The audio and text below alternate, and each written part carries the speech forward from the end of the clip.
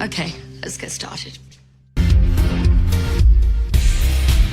Just raise your glasses high. This one's Hey, me. Riley. Oh, yours was beautiful. You had like no life force behind yours today. I was thinking, I like woke up from a nightmare last night, and I was thinking, I never change how I say your name, and you always do such a good job of responding to mine in a different way. So this one, that was my attempt at sort of improv. Got it. But it was, I'm not. We'll have to listen to that back, but I don't think it started. It wasn't strong, right? Sort of. Yeah, it felt like you were in like the netherworld. Well, speaking of the netherworld and why I feel like that, I don't know if people listen or people watch on YouTube. I mean, I know people Some do. people do. Some people do, and I love the YouTube comments for the most part. Yeah. I'd say they're 75% positive. Yeah. 25% the meanest things you'll ever see. There is printed. one comment that haunts me because the way YouTube organizes them is by whether you've replied or seen them or whatever, and the ones that we haven't replied to just stay there for life for some reason. And there's one that's like, these two sound ridiculous. Really? From like early Scandival days. I didn't even see that one, and I was already horrified by some of the things that were said to us. I hadn't even seen that one. So if you reply to him, it disappears? Yeah, it goes to like a different tab. Oh, I might say to that one, thanks so much for the feedback. We're going to try to do better. And then Like it a just year buries later. that. Yeah, kill them with kindness, right? Like just checking in. Yeah. But for people who are on YouTube, we got something special happened. I mean, right? Go on. We got invited to record at Villa Rosa. Oh, right. But this is only interesting for people who watch, not really for people who listen, but actually it does help the listeners too, because I'm sure they picture us sort of where we're at. Yeah. Do you ever do that with podcasts? Yeah. Where you're listening to people talk and you're like, I wonder what room they're in. Right. Yeah. Our settings have been changing a little bit lately because we keep hopping around Lisa's property. We're at Villa Rosa shed a lot. Yes, for the Patreon episodes. Yeah. Ken and Lisa let us record in their shed. He doesn't like it, but if he has a rule where if we are able to get there undetected, he lets us record unbothered, which is nice. Right.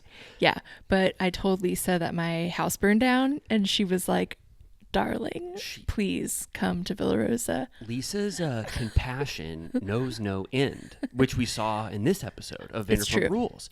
It was nice to see, I thought, although I'm sure the internet's pissed off about it for some reason. Oh, about what she did. Yeah. I'm sure the internet's pissed off. We can't think about that. Because No. I think if we thought about that, every single little word that comes out of our mouth, we'd be worried about what we said. But Yeah. like we said before, we have, generally I'd say 90% nice, comments. Yeah. So I think that's good. And we could just be unburdened by criticism.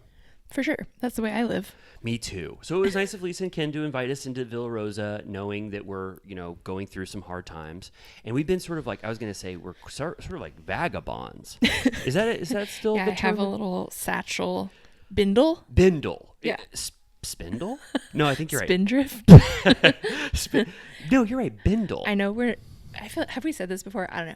I know that the classic image of what was once called a hobo is maybe not something we're supposed to say anymore, but I feel like it stands outside of political correctness as like a 1920s character. Totally. I always think about, so we're just going to say, for the listener, we're going to say hobo, just in the old-timey 1910s. Well, hey, actually, we'll decide whether or not we beep every instance of hobo. But yeah, you're right. There was this conception of a hobo, sort of a traveling vagabond who had a bindle.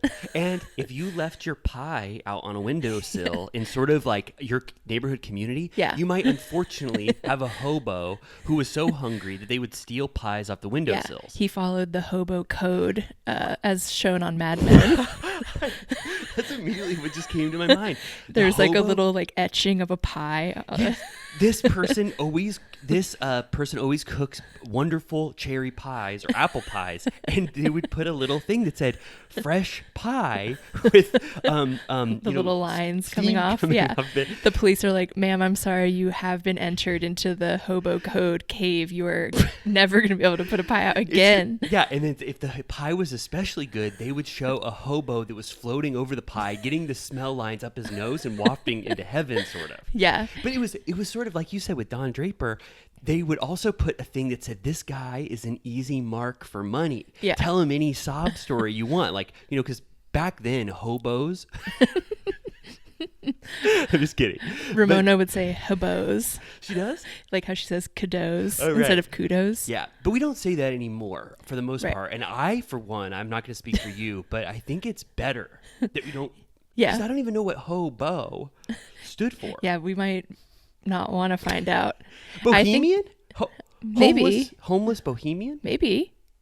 I always think of the guy on The Simpsons on the train that tells the tall tales. Of course. I think about that too. And that's one of, for sure, one of my main conceptions of a homeless person. I think I might have dressed as a beep for some school event in elementary school because I remember making a bindle. I think I did. I honestly, you said that. I think I did too. And I put like black marker on my face to indicate the stubble of what. Oh, yeah. You know what I'm talking It's about? very akin to those sad clown images.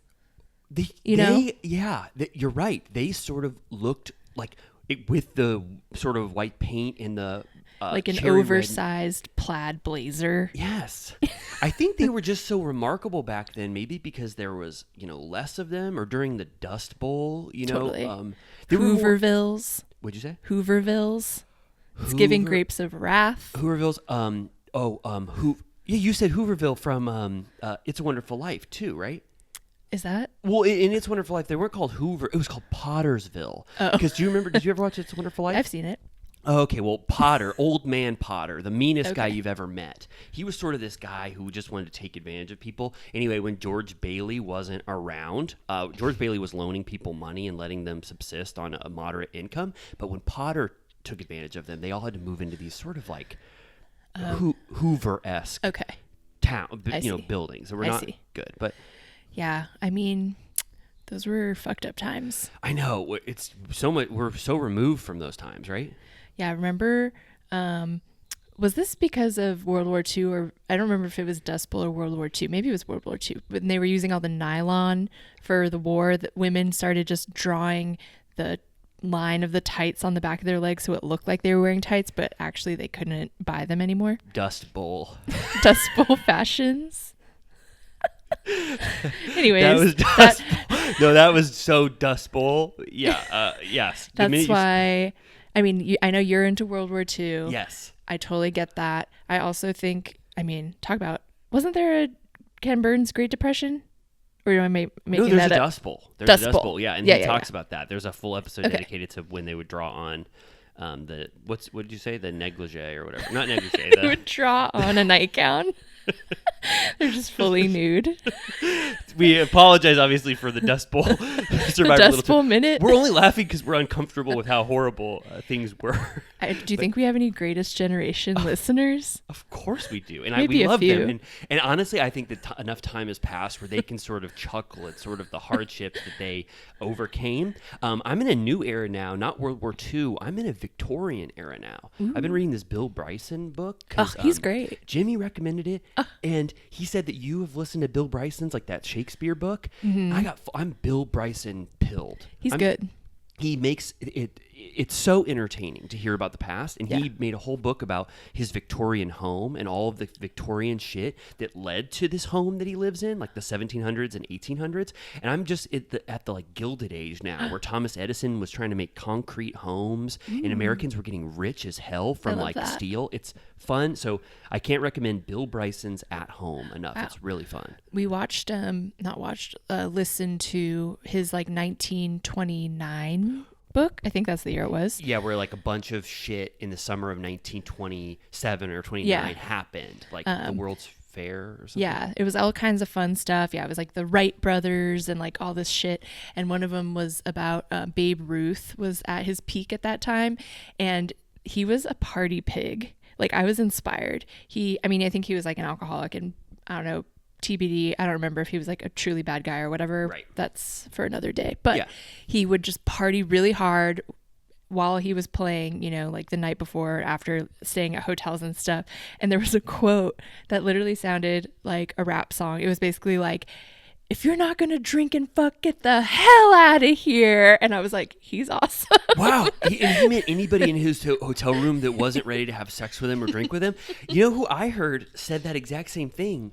The band, do you remember that band LMFAO? Yes. Someone I know or someone that I listened to, I don't know where I heard this information, but they said the exact same thing as Babe Ruth. A bunch of people were in their hotel room, and they were starting to linger past a certain point, past 3 a.m. And one of the members of LMFAO, I think that's the band name, Yeah. he goes, if you're not fucking one of us, sorry, excuse my language, if you're not going to be fucking me or my brother in LMFAO, get the hell out of our hotel room. Weren't they son or like uncle and nephew or something? Yeah, he said, sorry, I didn't say brother, I said brother. He said, if you're not going to fuck me, the uncle to my nephew or my nephew, get the hell out of our It's hotel. giving, if you ain't getting drunk, get the fuck out of this club. Who sings that? I don't remember. Wow. This seems to be a common trope where at a certain point, rock stars or famous people just want to know who's there to make love to them at the end of the night. Maybe it is their song. LMFAO? Is it like, is that, but do they curse? They curse because their name basically is an acronym All the for one of the... LMFAO heads are going to be like, what the fuck are you talking about? Does anyone remember? Because are they shots? Who's shots? Shots, I think, is Little John. And the reason Okay, why I think LMFAO... that's what that line is from. Okay, 'cause- Shots. And didn't we just hear shots on the Super Bowl? Little John? Did you watch the... Yes. Right. So it's all coming back. Early 2000s, right? It's so back. It's true. Just like Scheana's outfit on Vanderpump. Yes, which is one of my favorite scenes. I don't want to step on it or whatever, but that was amazing. I just want to say one Super Bowl meme that I saw that really made me laugh.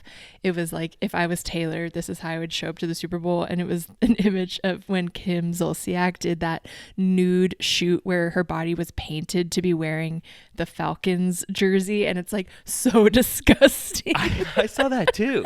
It's just like, they used to always do that. I've mentioned I watched Girls Next Door, the Playboy Mansion reality show.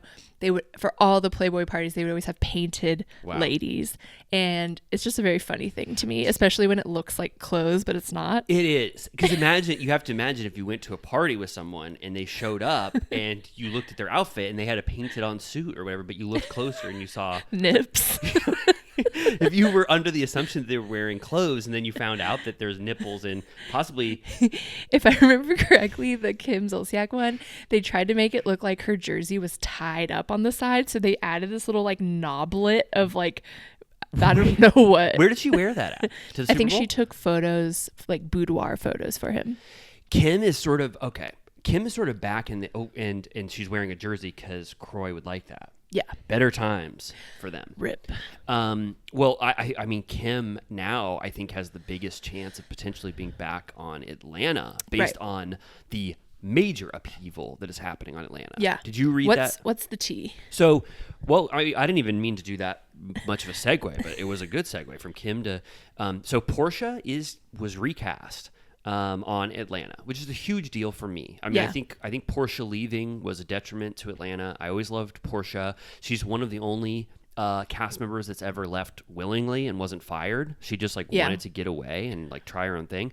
So her coming back, I think, is great for the show. Obviously, I think that fulfills the Candy hole that is lost. I mean, because people are going to be just so excited to see what Porsha's up to. Yeah. I'm excited. And then they also said that they're not doing a full reboot, obviously. But that was in consideration for Atlanta because I guess season 15 was so derided, even though we enjoyed it fine enough. And isn't she now married to a former friend of's husband?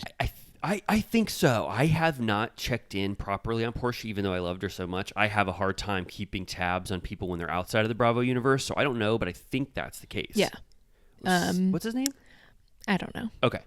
But we get to find out. I mean, I'm excited. I like the, I'm excited for the Bravo edit of what Porsha has been going on. Yeah, that'll be fun. She's like one of those people that will succeed within and without the Bravo universe. So it's smart of them to keep her in the mix. You know? I think she's one of the funnier cast members they've ever had. I think Kenya now has a chance of staying because with Candy gone, I was thinking Kenya might leave too and sort of be like, fuck Atlanta, you guys figure out how to do this without me and Candy. You'll be coming back to us in 2 seasons. But now with Porsha there, I think there's a better chance of it being an engaging season. So maybe Kenya will stay because they have a great dynamic. Right. And then do they still hate each other? I think to this so, day? but Kenya considers Porsha a worthy adversary. Yeah. She even said on the Carlos King podcast, which was a great interview with Kenya, this was like 6 months ago or whatever, she was very honest. And she said, I don't like Porsha and we have strong disagreements, but you cannot deny that we are amazing television together. Okay. So Kenya wants that, wants her on. And then maybe this could possibly be an opening for Kim to go on Atlanta because Kim needs to go on Atlanta. Yeah. For sure. It would almost be a question of whether Atlanta would say, we don't want to go back to the well with Kim right now. Right. I know. It might be too dark. I don't know. The only thing I'll say about Kim, and she listens ever since we said that we would bring Kim and Croy into our house. She's been an avid Turtle Time listener. And I would just say, Kim, you have to now give Atlanta your all because she got so burnt out on Atlanta when she knew that spinoff was coming that she gave nothing to the show. Sort of like Candy last season where she was just busy with other stuff and she didn't want to go on trips. Kim, now if you get cast back on Atlanta, I think you need to metaphorically sing for your supper and, and really be a mainstay of that cast. If she was honest and, forthright with her life, it could be really good. Totally. She's going through probably, I assume, the worst time of her life. The worst time ever. And this is a way for Kim to get, she obviously has, Croy has alluded to, she has gambling addiction, allegedly. That's what he says. But hopefully that is something that would also need to be reckoned with so that she wasn't just making an Atlanta paycheck and then it immediately goes to her habit or whatever. But at this point, I think that she should go in Atlanta just so that she can make a good income again. Yeah. She needs to move back into that little townhouse from season 1. Yeah, it could be like a full regression where she just gets to start over and pick herself up by her, what's that expression, bootstraps? And yeah, sort of get her bindle, wrap up her stuff. She might have sold her bootstraps on Instagram stories. She's selling all her shoes. I didn't notice that, but I do think that there have been a lot less TMZ stories surrounding them. I think Croy put a stop to how much press they were putting in about each other. Yeah, I hope her kids are okay. It's such a fucked up situation. Me too. So do you have high hopes? We weren't really down on Atlanta that much. Yeah, not really. I was entertained, but I do think it's ready for a little shakeup.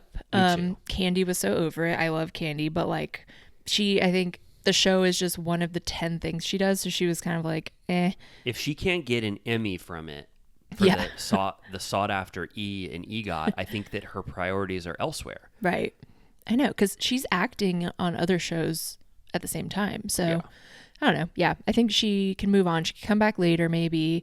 I'm excited to see. I assume they'll add new people too. I think unfortunately I loved Sonya and I think she's a good presence, but I don't think Sonya will exist in a show that's rebooted and revamped. Yeah. Drew had a lot of stuff she's going through, but if you're doing a major shakeup, maybe they just don't necessarily care about continuing on with what previous cast members are doing if you're going to start from scratch, and maybe Drew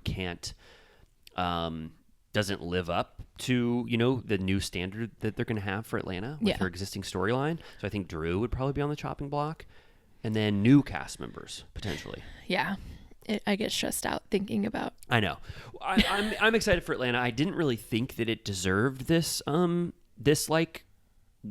don't know, majorly people considering it one of the worst seasons of all time. I didn't think it was like that. But whatever they do, I think with Porsha back and hopefully Kenya back, at least there will still be what's that called? There will still be a nucleus of the talent that we've seen forever. Right. And then we get to see new cast members sort of come in. That's what that's what Roni should have done. Yeah. That's what Roni should have fired Ramona if they wanted to, because she was the one who had the scandal surrounding her season 13 performance, and just keep Dorinda, Luann, or Dorinda would have had to come back, Sonia and Luann, and then build the cast around them. Yeah, because then like on Atlanta, if they keep those core OGs, then we have reason for other OGs to pop in. Yes. You know, like Yes. Nene, Kim, Shay, whatever. Yeah, and there's precedent for that. Like on Beverly Hills, Sutton was a newcomer. I don't know how many seasons ago that was, but like she has become, you know, one of the mainstays of Beverly Hills and one of the people that represent Beverly Hills at this point. And she had to fight her way to the top. People hated her. Everyone was trying to take her down for multiple seasons. And so I think that makes you a better cast member, having to fight for your spot amongst legends. Yeah. And I think that maybe Atlanta's casting decision to make this sort of a reboot / revamp with old cast members as well is sort of a response to the Roni casting in a way. Yeah. Do you think that Roni news is legit? Do you think that's going to happen? I think so. From a quality standpoint, if I'm just being, you know, we're like commenting on the quality of Bravo. We talk about it. I would say that the quality was like, it was low quality. Like we were very disappointed in the season, and we were trying to be as objective as possible and nice as possible about it as huge Roni fans. So I think if they're rating it by quality, yes, a major shakeup has to happen. Yeah. And I also think that there is some merit to the concern that Luann, Dorinda, and Sonia are so powerful, and if they don't continue to be in the Bravo ether, they should move on and get people to pay them an exorbitant amount of money for their talent, because they are so talented, and go to Netflix or Hulu and start a new reality show. That is within their right. Bravo just has a hold on them because they keep offering them these Peacock spinoffs or whatever. Yeah. But if they want to keep the talent, they have to reward them with a show and not just give them these piecemeal shows. Right. I did get excited. You sent me a stitch that Dorinda did of Aaron was on a podcast or something, Aaron from Roni, saying, they were like, did you watch Ultimate Girls Trip with the New York girls? What did you think? And Aaron's like, it was cute, like kind of condescending, like it was cute, I guess. And then Dorinda's like, duh, like she like, oh, you have to watch this. We should just post Dorinda's face, and when she responds to that, you said what I think I was thinking too, which is like, Aaron, you better stop right now, because she'll Dorinda, cut your head off. because you will find Dorinda in your home while you're sleeping, sort of like the ghost of Christmas past or whatever, like, or Jacob Marley or whatever, with chains, and she will be over your bed saying, "What did you say about me?" Like, Dorinda looks. She'll be using her little hand gesture when she gets blackout and starts gesticulating with her hands. That is why it's so already just you saying that provides me with more joy than 14 episodes of the new Roni. Dorinda and Aaron I was immediately terrified. Me I was like, I'm oh my scared. God, oh my God, oh my God. And I don't mind. People say Dorinda is too mean. I mean, like, when she said drunkenly, "What if your son died?" to Brandy or whatever at UGT season 2, like, I was like, okay, that's the worst thing I've ever heard someone say ever in my life. But is it so horrible that we can't see her again? Sure. Like, I mean, the thing is, she just so continually was getting belligerent that it had to stop. Like, it just kept happening over and over and over again. Then it happened again on like Girls Trip and stuff, where you're like, wait, I thought you like took time off and you're gonna come back and be more together, because when you do a rewatch, she's so together in there. Like, she's like a drinker, and like, you know, it's alluded to that she parties and whatever, but she's so buttoned up on her first season, and then like as each season passes, she's getting like, you know, you can't understand a word she's saying. She's so mad. She's like cutting her hand with a knife, bleeding. I'll never forget that scene. Like, and it just keeps happening. And the worst one is when Bethany takes her to Puerto Rico, and she like reams out this guy who's like a lifelong like charity director, and she's like, you don't know, like, my husband, we did this stuff, and like, you don't know what you're talking about. Bethany, and it's just like, what are you doing? Yeah, I don't think Bethany has ever been more embarrassed in her life than but she was actually nice to her about it. She was like, I think you have an issue. Yeah. Like, I'm not going to hold it against you. Like, I forgive you. Like, that was crazy, but Yeah. like she didn't like hold it against her, which was nice. Yeah, because Dorinda's so smart. It's not like Ramona's smart, but in a different way. But like Dorinda's smart that when you talk to her when she's probably sober, she's like, I am so sorry, like Yeah. regretful. Like she just has issues with rage. Yes.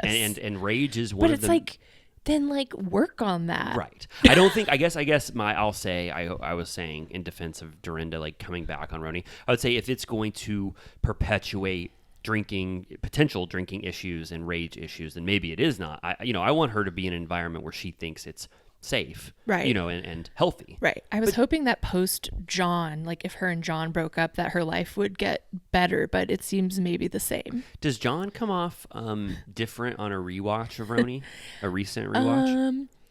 He's definitely the thing is, I don't like hate him, and everyone's opinion changes over time, where some of them, like Bethany, Ramona, like they loathe him, like they think he's horrendous and almost get in like physical fights with him. They think he's so bad. Yeah. And then like 1 season later or 2 seasons later, they're like, he's all right. Like Okay. he's fine. So they warm up to So him. I think he's like skeezy, but I don't think he's like evil. Okay, that's sort of how on OC they sort of warmed up to Shane, Yeah. right? I mean, not to a lesser degree, but everyone likes Shane now. Yeah. I don't think John's a bad guy. I think he treated Dorinda well, but he was just kind of like, had dirtbag qualities. Yeah. He was a wheeler and a dealer. He was dancing with Kristen Takeman that one time, right? Yeah, apparently he was grabby, which is not good. But Not good. Well, yeah, I mean, I guess to answer your question, it does is this true? I think it's so almost too good to be true because Yeah. I think it's exactly what Bravo should do. Yeah. Keep the talent that you've cultivated for a very long time before they leave for another network. Obviously, everyone loves them. They keep making shows surrounding Luann and Sonia, as many Right. shows as they can have. Why not just put them back on the franchise that made them and let the new cast members also have to sing for their supper and get better working with, professionals and see who rises to the top. Jessel might flop in comparison to Luann and Sonia, and we might be like, Jessel, what the hell are you doing? Like, Yeah. you compared to Luann, like, what the hell? And Aaron might start to shine, or Bren might start to be great. Like, they need to be tested in an environment where it's not all newbies, because that made for a really bad show, in my opinion. Yeah. Yeah. No, I'd be, why not? Let's test this new hypothesis. And then by the 3rd season, we'll shake out what it should be. Right. Exactly. So. It's like survival of the fittest in there. Yeah. And speaking of the opposite of a bad show, which I was saying Roni was, I would say there was some huge news in regards to a good show, a good Bravo show. Okay. Winter House. Right. Winter House officially, Paige DeSorbo was at like a fashion show or something, and she put a post on Instagram, a story on Instagram, and she goes, I don't know what it said exactly, I forget, but it was something like this is what I'll be doing now that Winter House is canceled. And she said it before the Winter House news even came out officially. Wow. She said, I don't know what the sentence before it was, but she said Winter House is canceled. And then immediately the day after, people had an exclusive, I guess that they checked on that. Right. They got it officially from Bravo that Winter House is being put on pause and they're not going to film season 4 this year, which they would have been filming around like February and March, Stand Right. of All Time last year. Is when they Interesting. filmed. Do you think it's like a ratings thing? Well, it's either it has to be a ratings thing, because if it had great ratings, Right. they could justify having Winter House, every season. I think that's like the one metric that they care about the most. I think that Winter House was more derided than we thought, and the ratings. I didn't check the ratings, but they must have not been very good, and Right. it might be very expensive to have a show with top tier cast members from all these different franchises. Like, imagine what Craig Conover makes right now, and Right. Paige, Yeah. after being on shows for 6, 7, 10 seasons, like their rates might not justify the amount of money that Winter House costs to produce if the ratings are not good. Right. And I guess people overall don't consider that like the Below Deck and Brian Benny like additions were. I mean, I loved them, but I guess they just didn't think that they were up to par with like having the Southern Charm cast members in Yeah. there. It should be like on Peacock. That's my like business model for everything. I'm like, put it on Peacock. Somewhere where there's just less pressure for it. Yeah. But I don't know, maybe they'll reassess after Summer House, because I assume this is going to be a huge season of Summer House. Yeah. And we were just talking about this before. I opened up Instagram this morning with my bleary eyes, and I saw Carl Radke shirtless in boxer shorts on a rotating pedestal on the Drew Barrymore show. I was bleary. Kyle Cook also there. I was bleary too. I got that in my inbox, and I was bleary-eyed just like you, and I just saw boxers with hearts all over them. And then when I saw who was inside of them, it was Kyle and Carl. Yeah, well, because I follow, I think, just Drew Barrymore, the person, on good. Instagram.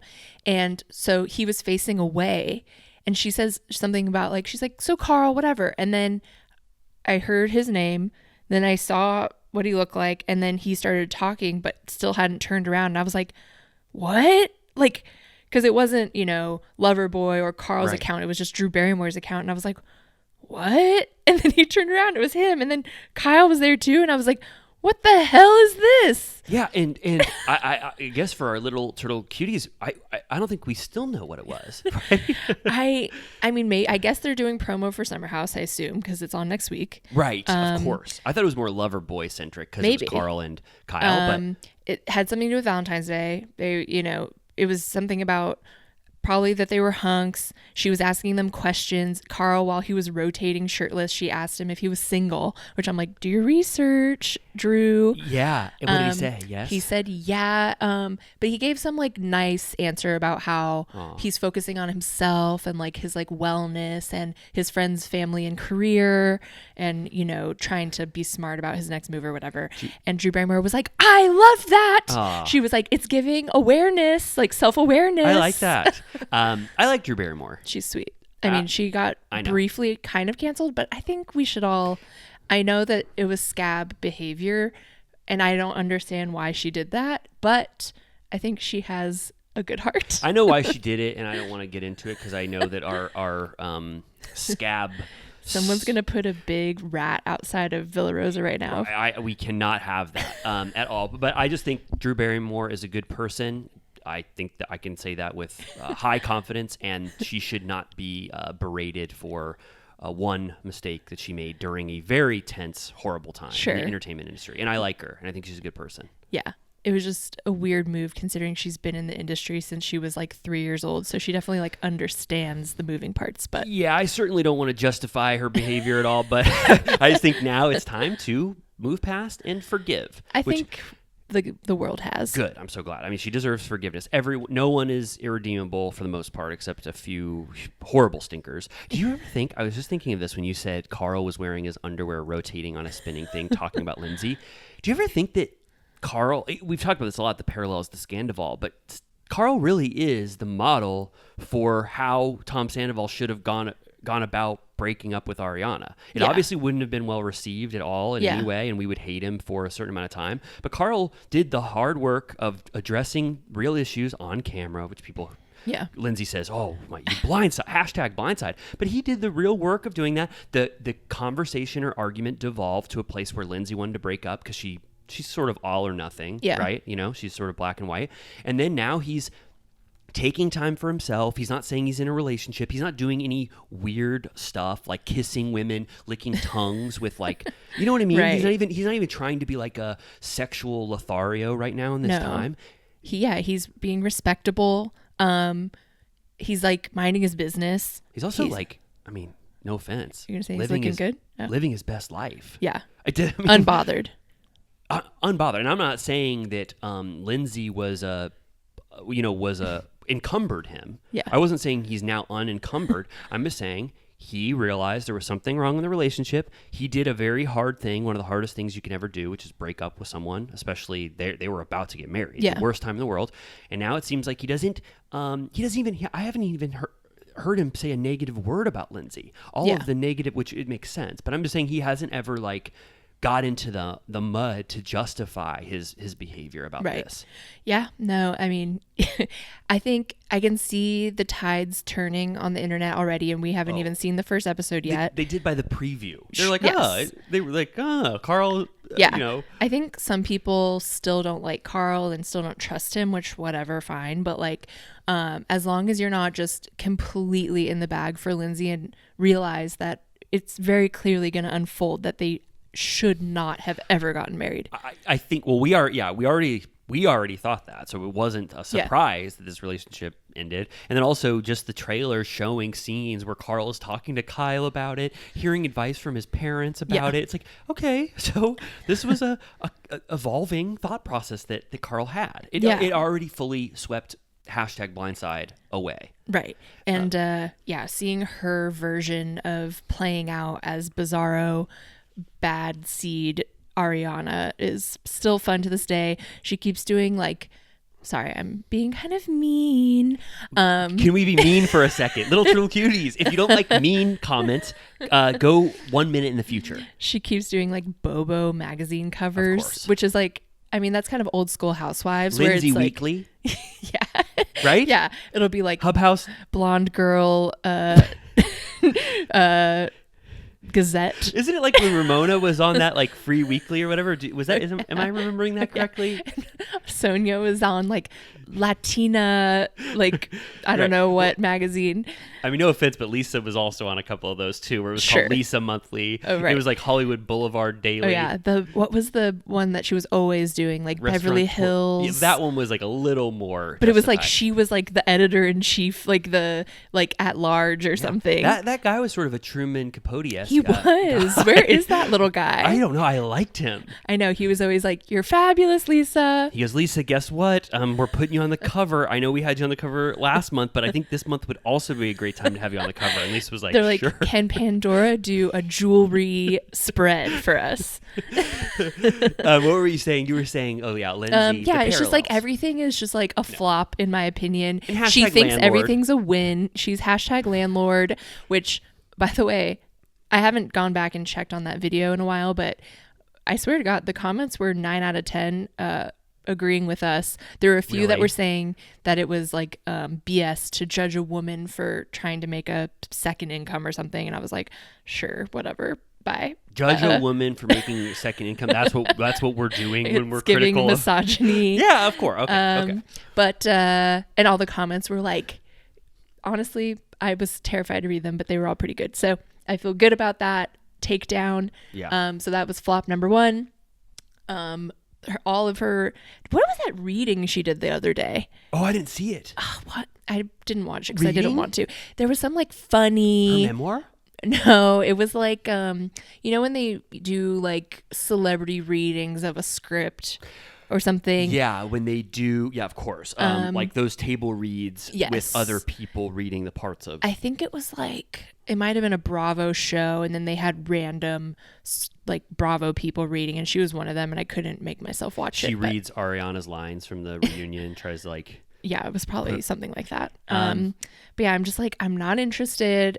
If anyone is like still a stan of hers, I'm like, let's just wait until we see this season. Well, no, I mean, if they have watched all of Summer House and still ride hard at dawn for Lindsay, then I don't think there's nothing she can do that is going to switch them over. I mean, Lindsay has done. I mean, you can just tell. I mean, like when you watch these shows for a certain amount of time, you just can tell who they are. I mean, it's like, it's just so hard to fake for 10 years that you're a good person or not a bad person when you're on shows that long. You get a sense of everyone. Like Vanderpump Rules is very accurately portraying the personalities of the cast. Yeah. Like, you know what I mean? Yeah. So anyway, but that's, so I guess to wrap up the Winter House thing, I think it's, I guess, you know, obviously if the ratings aren't good, what can Bravo do? It's like, but I think you're right. Maybe it should have just been a Peacock exclusive, and then it doesn't have the Bravo pressure.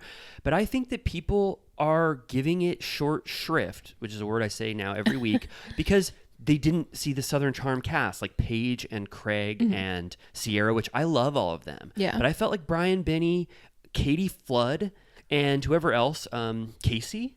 Yeah. Like, I thought that they did a great job, and I loved every episode of Winter House. I thought it was fun. It ended up being more fun than I thought. But yeah, maybe, like I said, they'll reassess post Summer House. Maybe there'll be a new interest. Yeah. I just thought that it was also a good like for lack of a better term, breeding ground for new relationships in the Bravo universe by finding some way to get the different cast crossovers to happen. I mean, that's when Craig started to look at Paige when he was in a relationship on Winter House. He was starting to be like, I kind of like Paige. Yeah. You know? Like Yeah. it creates more engagement in the Bravo universe by, or, you know, whatever. Like, it cultivates more storylines by having them all meet each other and party Right. with each other. Yeah. Like It was seeing fun. Katie Flood and Schwartz start to love each other was so sweet. Yeah, it's almost like a thought experiment of just like, what if we put these stars in a house? I guess it's kind of like almost like a Big Brother style or something, where you just are putting in a mix Yeah. that is unnatural. So anyway, I'm sad for Kyle Cook. I mean, he's doing so good, and he obviously was on the Drew Barrymore show, know. having the time of his Killing life. it. I mean, they don't need any more, and like I shouldn't be sad that like they don't have another outlet to get $100,000 an episode. But I'm just sad that because it wasn't the quality of Winter House that got it canceled. It just was like a lack of engagement from people, and I think it's underrated. But I'm glad that there is a place for all of those cast members on other shows. Yeah. Besides, I guess, Brian Benny, Right. which is Yeah, sad. what's he going to do? Family Karma is also on pause. Right. I didn't realize that. Yeah. Okay, well, that's all the news I had. And did you have anything else you wanted to add? I don't think so. Yeah, we can, do you need to do a certified and then? I will take a piss. I will take a piss now just to do it so that we can be in it for the long haul with our Vanderpump Rules. Yeah, we're going to need coverage. the time. We're going to talk probably a little bit about the after show too. Yeah. But I wanted to bring up that during the after show, which is only 20 minutes, I don't know how long they sit there for, but Schwartz takes a certified turtle piss break during the after show, and he's like, "Is that okay?" Yeah, and they bleep it out because he says 3 words before piss. Certified turtle. No, sorry. He says beep beep piss beep, and I think that they didn't want to give us shine. Yeah. So if you haven't seen the after show yet, which I'm sure a lot of people haven't, check it out. You can see his lips move, and it looks like he's saying certified turtle, and then he says piss. Yeah. Break. So Yeah. anyway, I thought that was nice too. So we know that James always has to pee. Schwartz always has to pee. I'm keeping tabs on everyone that has to pee all the time. Can I say something that's possibly mean for a second? Mm-hmm. So scrub 15 seconds first, right now, if you don't want to hear something mean. I kind of almost enjoyed the after show more than the episode That's interesting. this week. Okay. Okay. You I had don't never feel- watched it before. I appreciated that it was short. Yeah. I guess, does it air? No. No, Online I think only. it's just it's Peacock. a Peacock exclusive. Yeah. I've never It was seen like it running on 23 minutes. Yeah, I just like hearing straight from the horse's mouth. We'll talk about it. Okay, Yeah, so I yeah, just we'll wanted to get tease. into it. I want to tease, Vanderpump Rules, and then we're gonna do a Beverly Hills Minute later. But let Amy and I piss first, please. Please. All right, bye. We're back. Hey, it's VPR time. I can't believe. Can you believe that we're just sitting here talking about the current season of Vanderpump Rules? I know. 3 episodes deep. 3 episodes deep. This episode was called, if I'm not mistaken, it was called "You're Not the Queen of the Group." It's true. When I saw that, I was like, can't wait to see how that comes up. Yeah, they were kind of keeping this title hidden on the live broadcast. They were like calling it untitled or TBD or something. So I didn't find that out until after I watched it. But very provocative title. It is. So it picks up exactly where it left off. Yeah, we're still, because it had that to be continued. So James stops pissing, right? His Right. pee stream fully ends. He got all of his piss out on the bushes. And then it goes back to Tom's party and emo night in conjunction with each other at the same time. Yeah. So yeah, it's like they replay the "Are you sorry for the ultimate betrayal?" Tom tells Schwartz, he reenacts what James said and all of that, and he's like, James was like, "Are you sorry for the ultimate betrayal?" And Schwartz is like, "You should have said yes." I know. And then he brings up the Kristen thing, and Schwartz is like, "Come on, like no." That was the first time where I've seen Schwartz, be like that, like offer strong advice, at least semi-strong advice to Tom, because he was just like, when he said, when Sandoval's like teeing Schwartz up to like be on his side about the ultimate betrayal thing or whatever.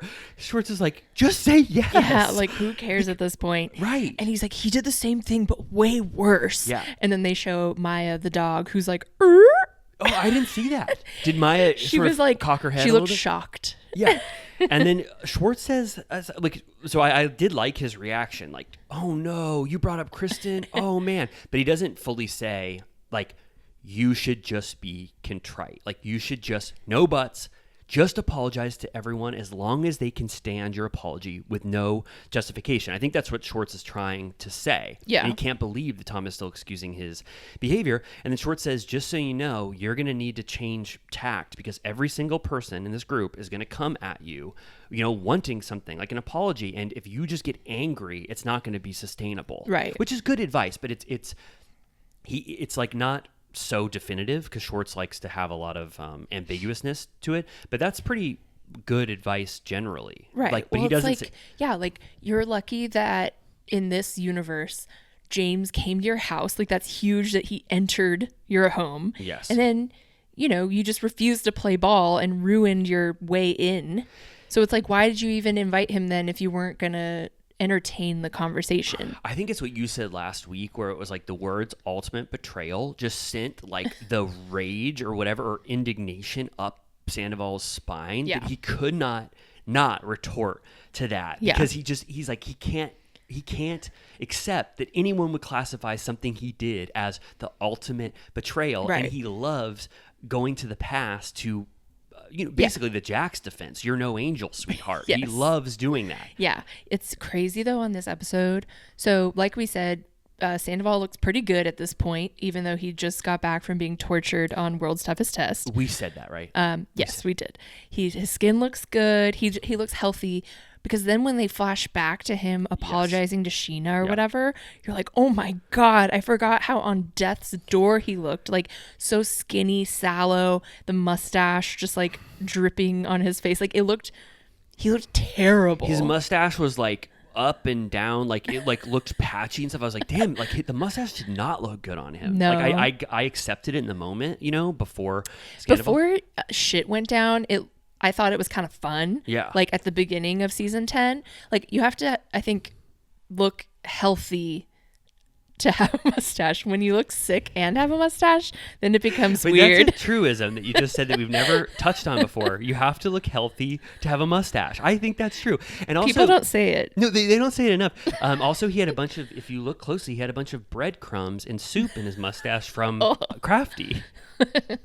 So I Saltines, yeah, Ritz. I don't know why. I guess he had a bindle behind him in his seat or whatever. But he basically, you can see clearly if you pause it. There's a bunch of sardine crumbs and soup blobs, like from soup kernels in his mustache. Bread Anyway, from the Hooverville bread line. yeah, exactly. So I think it's almost objective and not in defense of him to say he looks 10 times better than he did at the thick. No, of I was like Sandoval. shook. I forgot how bad he looked. And like at the reunion, and then remember Andy kept saying like, I've never seen him look like this. It was terrifying. Yeah, basically. and I think we got used to how he looked in the thick of Scandival, but he looks a lot better, and I don't think anyone will be mad at us for saying that he just generally looks healthier, much healthier. Yeah, so I think again, I never remember what I said in weeks previous, but I do think he has to have a defense mechanism to survive, because the low that he was at during the reunion and subsequent weeks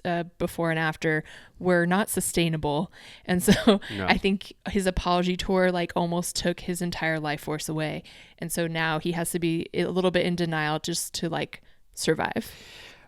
You're right. I think so too. And it's only until, which, I'm stepping ahead a little bit, but it's really, I think only until, I don't know why it took Elisa saying it, but eventually she says like just absolute contrition. And it seems like finally he realizes it, even though everyone else has been saying the exact same thing. He got a slap on the hand from mommy. Yeah. Okay. And then we go over to emo night.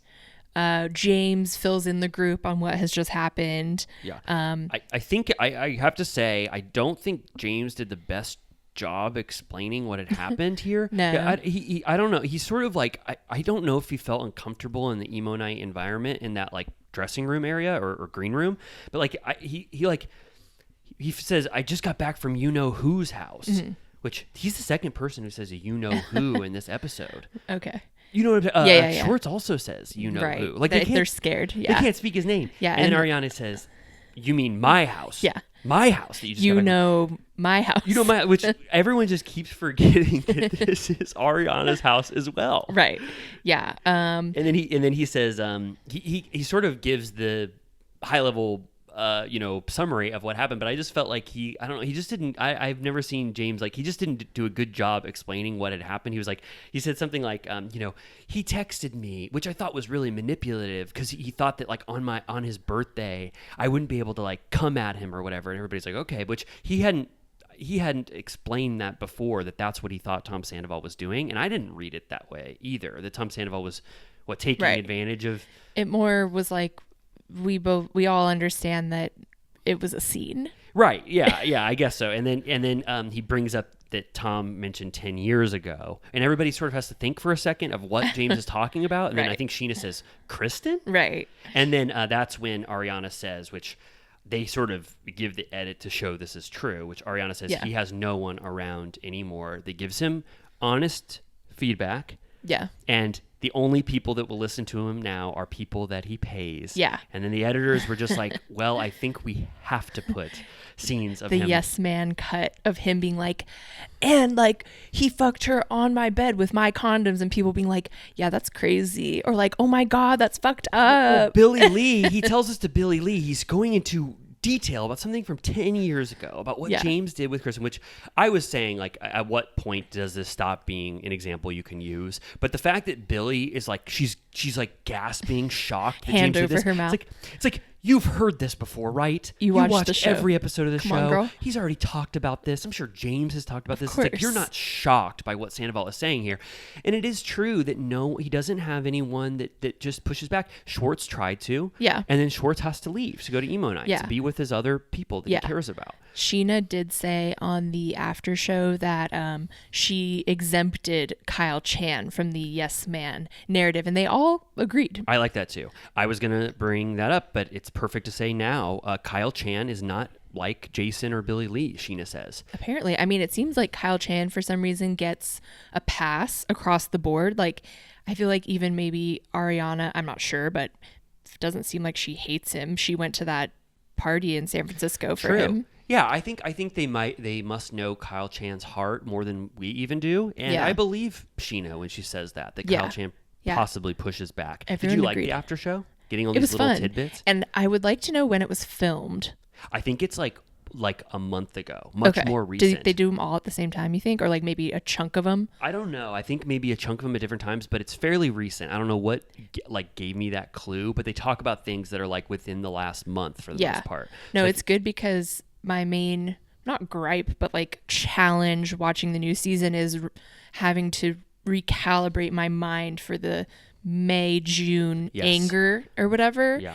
And so it's interesting though, watching the after show, that it hasn't really changed that much. No. Like, unless they're just commenting exactly on the time and place. But like Ariana's still mad. Oh yeah, and very mad at Schwartz, and I don't know if she's going back into her feelings to represent how she felt then. But Schwartz and Ariana seem like they're very Feuding. bad. Yeah. Schwartz was the most. I mean, I don't know if we want to like spoil it fully, but Schwartz was still so Yeah. pissed. Yeah, I guess we should wait for the Yeah. scene. But I was shocked to see Schwartz get that angry with Ariana. I know, it was kind of wild to watch. Also, yeah, we'll talk about it later. Yeah. Okay. So then Lala makes her first hint that she still doesn't even know what emo music is.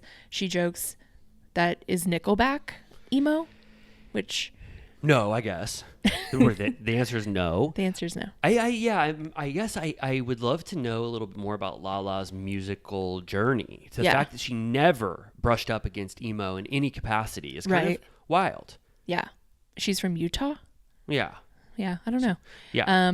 But Ariana and Katie, when they were talking about emo night, also on the after show, they were saying they were kind of making fun of Scheana for at one point wanting to add Avril to the playlist, and they were like, "Why put Avril when you could have Pierce the Veil on the list, and the producer was like, "Did you say Pierce the Arrow?" Yeah, and which is a callback to Sandoval's band from like the early seasons. And I was like, that's a great callback. Yeah. I love that they caught that. They were ready. Yeah, that was so good. And Ariana goes, "Could you imagine if we were playing Pierce the Arrow at emo night?" That was awesome. I love that producer who asked that question. That was so great. Yeah. So how did you feel? I felt like emo night in general, it just was so fast paced. And I know, obviously, they have to cut the shit out of this thing because it was just They can't play any music. They can't play any music, so it's like you have to just play one song and hope that your edit just is carried by the one song you have, like, you know, the time for. Yeah. That's you know, not copywritten or whatever. The Scheana Bravo reveals. library. Sorry to keep. This is the first time I watched Yeah. After Show, and I keep. There's so many tidbits. It's fun. She reveals, and she was like, "I don't care. I'm revealing this. Like, it's too inside baseball. I don't care."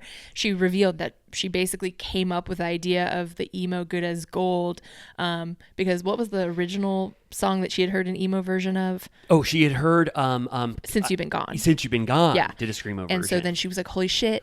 Like, we need a song that we can play on the show because everything else, like, they're not going to pay for." Right. And she was like, "I'll do good as gold emo." So it was actually a practical Yes. invention. Smart as hell. Yeah. And she knew Producer that they were mind. producer mind. Yeah. So that was great. But they're sort of cutting, you know, very quickly. And we were there for emo night, Yeah. and the entire night was.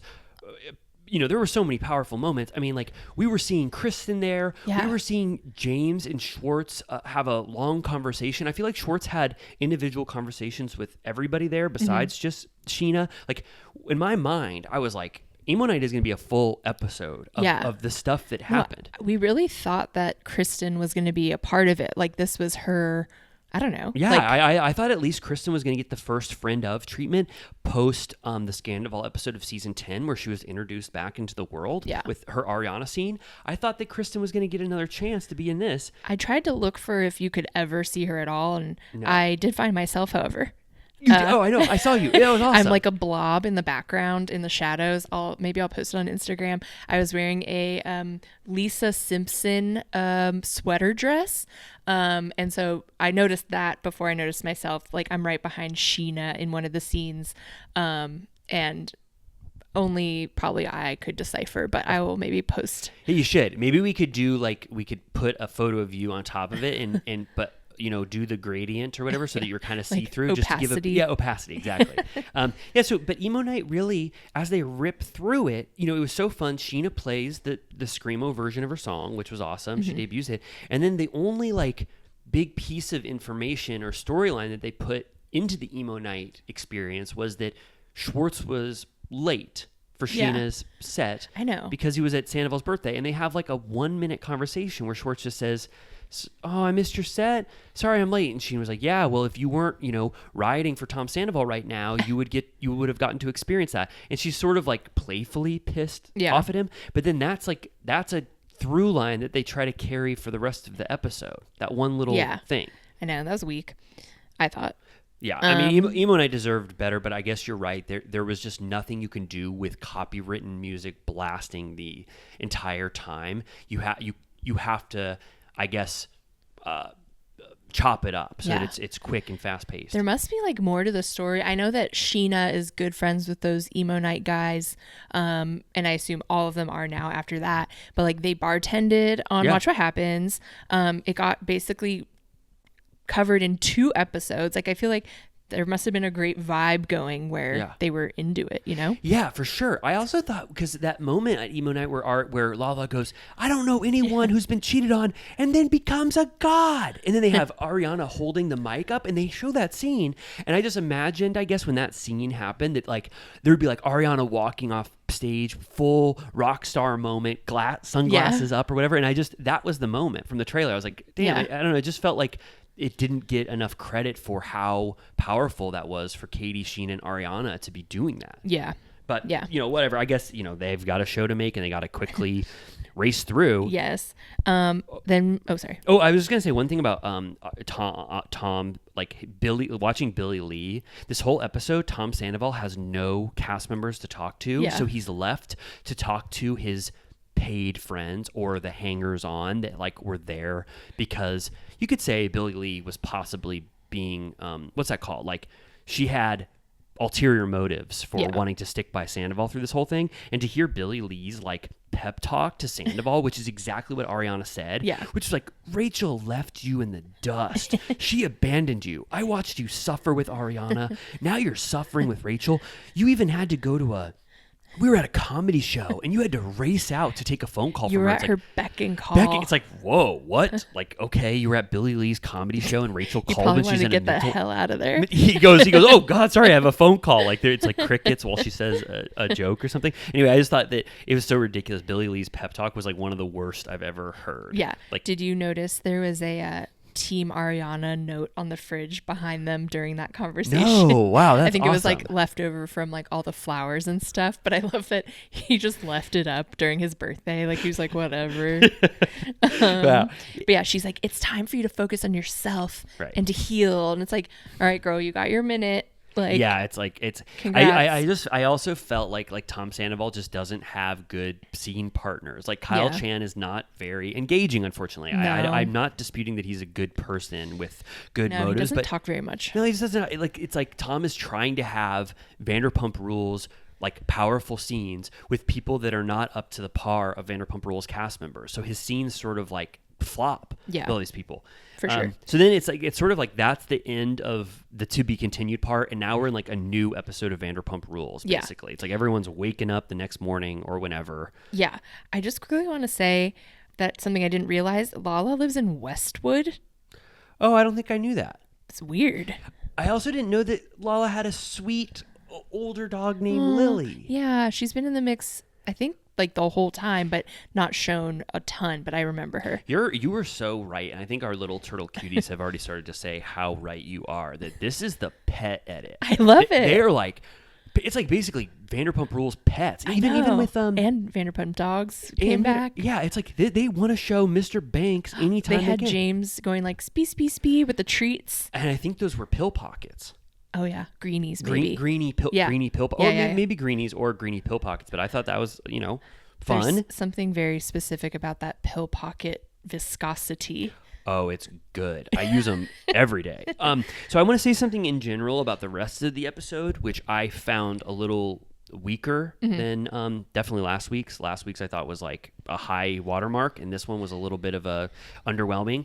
I felt like in a lot of these scenes, they were all trying to set up storylines to try to justify what season 11 is going to be about. Yeah. And I felt like all of them sort of like flopped in a way. Like I'm just going to go through them, but we can still talk about each scene. But like Katie and Ariana are talking about Scheana potentially flip-flopping because they're like, that's going to be the storyline of the season. Where will Scheana lie in this thing? And then like with Lala and Ariana, I don't know if you remember that scene. It's very quick, but it's like about James's sobriety. Right. And like James has already said that he's sober, and I didn't Right. understand at all why they're talking about it, except that they're also trying to make that a storyline. Right. And so each of these scenes to me, this felt like, let's try to figure out what the path is for season 11. Like, and then Scheana tries to make that this Schwartz thing, like she's not going to like let Schwartz into the mix or whatever. I just felt very clearly that like each of these scenes was just trying to plant the seed of what they were going to talk about in season 11. And none of them really blossomed, in my opinion, any of these scenes. Yeah. Like besides, I think the only two that really stood out for me were Lisa and Tom sit down, and then Tom and Scheana sit down at the very end. Yeah. Like Yeah. that, for me, those are the scenes that popped, and the Yeah. rest were sort of lackluster, in my opinion. Yeah. It is interesting finally getting to hear from Sandoval himself. And he's starting to, drip in little bits of his personality for the first time. Like in that conversation with Scheana, he like finally cracks a joke and like is like trying to like get back in her good graces. Yes. So that was interesting. Yeah. But yeah, so right after Ariana and Katie get those IV drip bags, which have you ever done that? No. Would you? I think I would. It would depend. If it was like BravoCon day 3, Yeah. when we were like, you and I and Yeah. everyone were just dead. Yeah. Like dead. Like Yeah. I had no energy left, and I had no humor in I felt like my soul had been sucked out by Yeah. day 3 of BravoCon.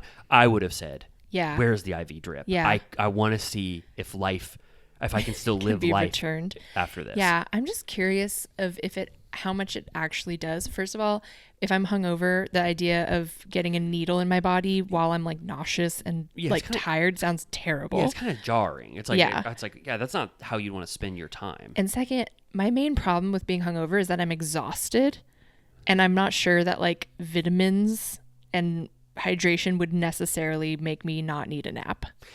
But I could be wrong. I think you're right. I think if it's mobile, like you don't have to go somewhere, they make it more convenient. I think if they had sort of like a wheelchair that you got to be in Yeah. while they wheeled you around, Or like with one your of those IV. traveling IV things like that you can walk the halls of a hospital with. That would have been so on the fun if strip. BravoCon Day 3 or in Old Vegas or whatever, us 6 or however many people there were in our party were just doing mobile IV drips, walking We're our walking little the stand around. casino with the IV. Yeah, but I've never done it, but I would be open to it. But the only instance where I would ever need it is like that after a 3-day. Maybe we can get it sponsored. Oh, I would love I mean, it. I did get my ear pierced when I was hungover, and that wasn't so bad. Yeah, that was cool. Do you remember that beautiful video we made of it? Yeah, it was good. I haven't watched that since, but Maybe it was so they'll fun. give me more earrings since I don't have any anymore. Oh, I would love that.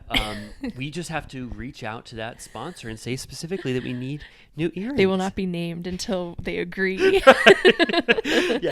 So this scene, just to summarize, they're hungover as hell. I did like when Katie goes hesitantly into the room and Ariana goes, it's we're in the clear or whatever, and Katie's like, I don't know, last time the two Toms were in the kitchen, and they show the scene. I forget what Tom said, but it was really funny. They caught his conversation. Do you remember what he said? It was something like, so when it comes to certain beliefs and things, he was just like And chewing, she like snuck in the he was background. just chewing Schwartz's ear off with some like beliefs that he has or whatever. And she was like, can I get up these stairs without them noticing? Right. But then this is when they talk about they're worried about Scheana flip-flopping. I mean, that's Right. really all they're saying. Katie's like, Right. They're like, she has a soft spot for Schwartz and like blah, blah, blah. I'm like, yeah, I was like, whatever. yeah, and Katie's like, I don't want that energy back into my life. They're basically saying, I think Scheana is going to flip-flop. Right. When will she do it? We have to make sure that she won't. I mean, Right. they said it in a very nice way, but that's what they're talking about. Right.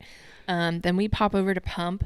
The first thing we see is a sign that I've never noticed before at Pump in curly Q font. It says, "Wine makes my clothes fall off."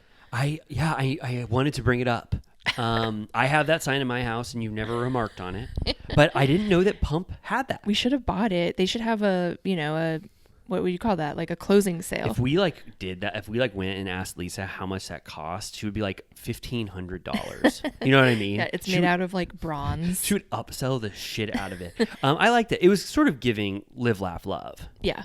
I was like looking around at when she was packing up everything and wondering if they have a box of hats still that I could go get, I know. Yeah. I appreciated the scene because the scene at Pump we talked about last week was very chaotic and not very a proper goodbye. Yeah. So Lisa sitting like up in the trees looking down upon her creation, I think was a beautiful way to say goodbye to Pump. Yeah. Like wistful. Yeah.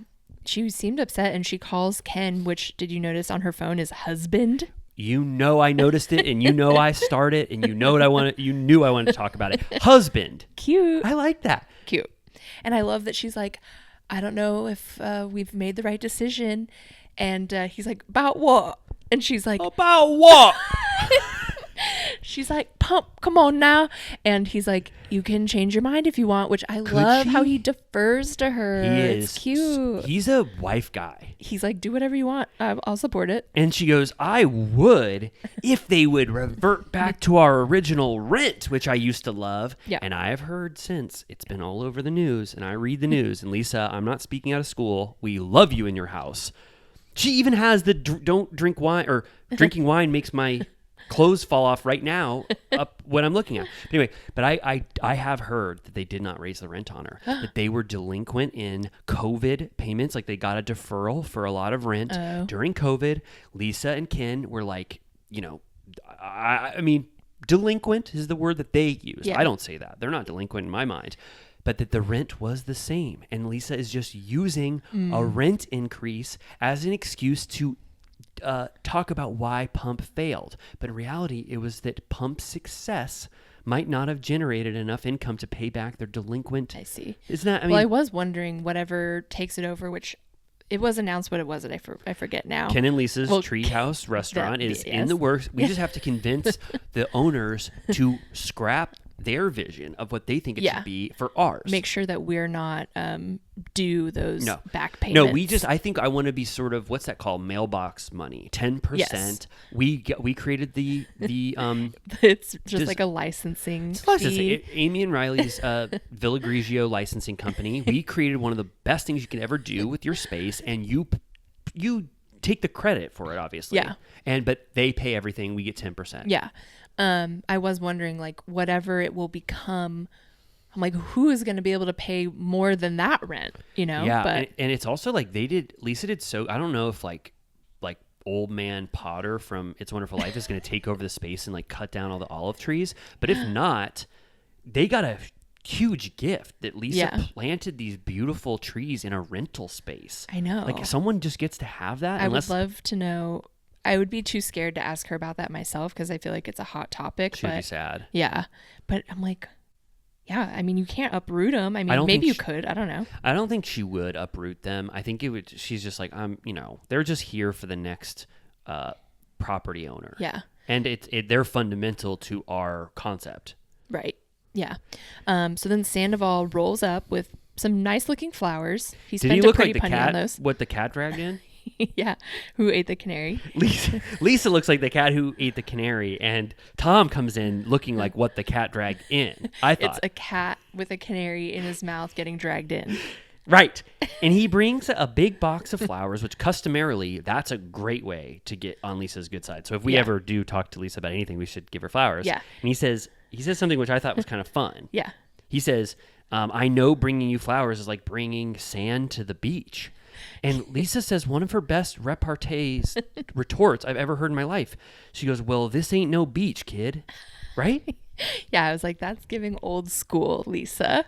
But I was like, what does that mean? Because she's saying like life's no beach right now. Like my restaurant's closing, or like your life is fucked right now. Like this ain't no beach. Everything happening right now is no beach. I took it as the first time I thought it's Sandoval. Looks like the cat who brought in the canary, and he's not a beach. But then she kind of looks around, and I thought she was sad about Pump, and that was overriding all of her thoughts. And so she said, "This ain't no beach." It's giving life's a beach.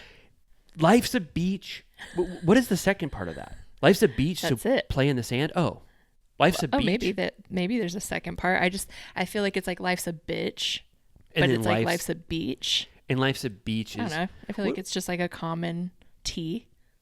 Life's a beach. So, okay, yeah, you're right. So start digging. So start digging in the sand. So then Lisa gets right down to business. Yeah. She goes, "Oh fuck!" When he comes, She's like, "I gotta go, Ken." Oh Beep fuck. beep. She goes, "Of course." The question on everyone's mind, especially Lisa's, is, "Who the hell have you talked to since you've been back?" Yeah. And then she's like, "Have you seen Ariana?" And he's like, "Yeah, I mean, I've seen her, but like we don't see her all the talk." And she's like, "I cannot fucking believe you guys still live in the same house." She can't, she cannot believe it. She she hates. I mean, it is doing this. insane. I never questioned it. I do not think about it too much. I get it. I get why everyone else is against me and thinks about it, but I think that their house is big enough, and Ariana doesn't want to forfeit it, that it just doesn't strike me as so odd. But then I have to take into account what you think, what Lisa thinks. Maybe I'm alone on an island. If they had a back house or something, I'd be like, all right, fine, he can be in like the pool house. But the fact that they have to pass each other in the halls is wild. Yeah. It is funny that like in my mind and James's mind and everyone's mind, it's Tom's house. Right. And it's not Ariana's, even though they are so clearly co-owners. Right. She has just as much of a stake in this house as he does. Right. Lisa says it would be gentlemanly of him to move out, and she's like, and sell the house. And he's like, or one of us can keep it. Or how about this thing that I just thought of that I've never said before anywhere? Yeah. He's like, it's a great house. I've invested a lot. He said that his lawyer sent a letter of intent a month ago. And then, he's just like, everyone's being so fucking hard on me. Yeah. He brings up that after his friend died, that Scheana reached out, but then immediately talked shit on a podcast, so he doesn't know what to think. He's whinging here, whining. Like majorly. Yeah. Like Lisa teed him up, not expecting this, and he's just going through the to-do list or whatever, all of the gripes he has about everything in his life right now, and he's getting really angry and frustrated. The exact opposite of what you would think he'd be doing in this situation. Yeah, he brings up the Scheana podcast with Nima from Shaws of Sunset, where apparently he said explicit things about Rachel sexually, and that's where they reveal that apparently Rachel told him that Tom had said that him and Ariana were in an open relationship, and this is where he says that he's damned if I do, damned if I don't. If I cry, it's crocodile tears. If I smile, it's a crocodile smile. You know what I mean? Like he says crocodile rock. What's that? When he plays with his band, right? It's crocodile rock. If I'm performing, it's all of a sudden crocodile rock. But my thoughts on this were like, Sandoval, know like who is a sympathetic ear. Lisa's not fully like Jason, where she's like, yes, everything you say, yes, you're perfect. Ariana's actually horrible. Yes, you're right.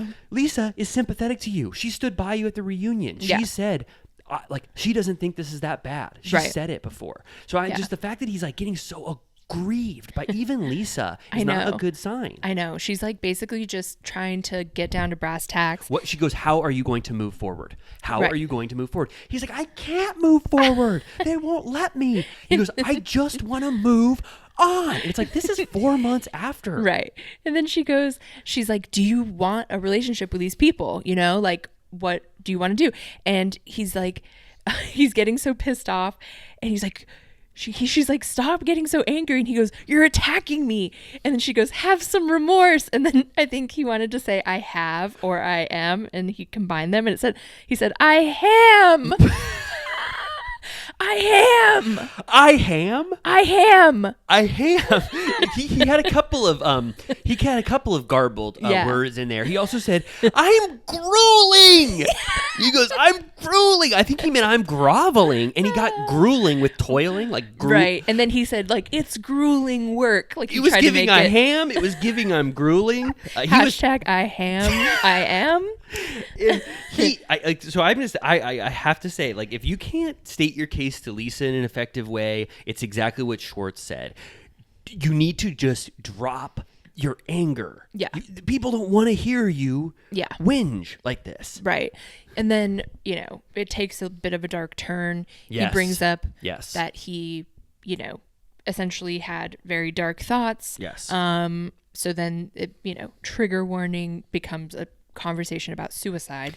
He said that he, I think he says the word suicide. He says it specifically. Yeah. He says after he says I'm grueling, he says I'm not living my rock star dreams. He says something like I got so low, and he just says even suicide. And the minute Lisa hears that is like her worst fear. It's like she can't even handle it. She goes, no. Like she basically is like, don't even say that. And he's like, don't tell me what I felt. Like he's even mad about that. But she wasn't. Right. She just said, like, she was like, oh God. She was worried that he was talking about this. And she says, which is, very sweet of Lisa, she says, even after the reunion, when she saw him with breadcrumbs in his mustache and soup and a bindle, she goes, call me if you ever get to too dark of a place. Like, call me, and I want to help you because I don't want you to get there. Yeah. And then she finds out from him that he contemplated that, and she's horrified. Right, because she lost her brother that way, and she's, like, extremely sensitive to that, and which I think, again, I think everyone sort of knew that that's a place that this whole scenario could go because no one in the history of modern times has been scrutinized at that level. That I can imagine. Like maybe like O.J. Simpson, but even at that time it was kind of a split jury. He contemplated suicide. OJ, right, in the car. In the Bronco. He goes, I've got a gun to my head. Well, sorry, trigger warning still for the full minute. But he also contemplated it. Not that OJ and Sandoval are. No, I'm saying just like from a public standpoint, Sandoval, say what you will. I think he handled it poorly, but I think it's truly unimaginable. Yes. Unimaginable. Yeah, unimaginable.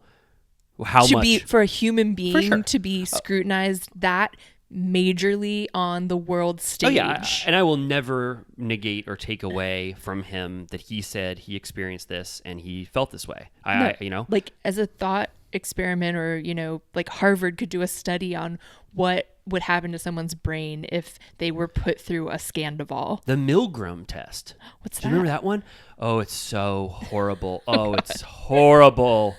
I think it's the one with the monkey where they made one tough monkey like shock this baby. Okay, it's horrible. A baby monkey. It's horrible. But anyway, Oh, no. I'm sorry, but it's very similar to Scandival. Everybody look up the Stanley Milgram don't test think I by wanna look Stanford. that up. It's horrible, but it's We basically need to leave those monkeys alone. I know for sure. But yeah, so this, and then at the end, she's like, the only way Yes. forward is through utter sensitivity and contrition. And she's like, tell me you understand.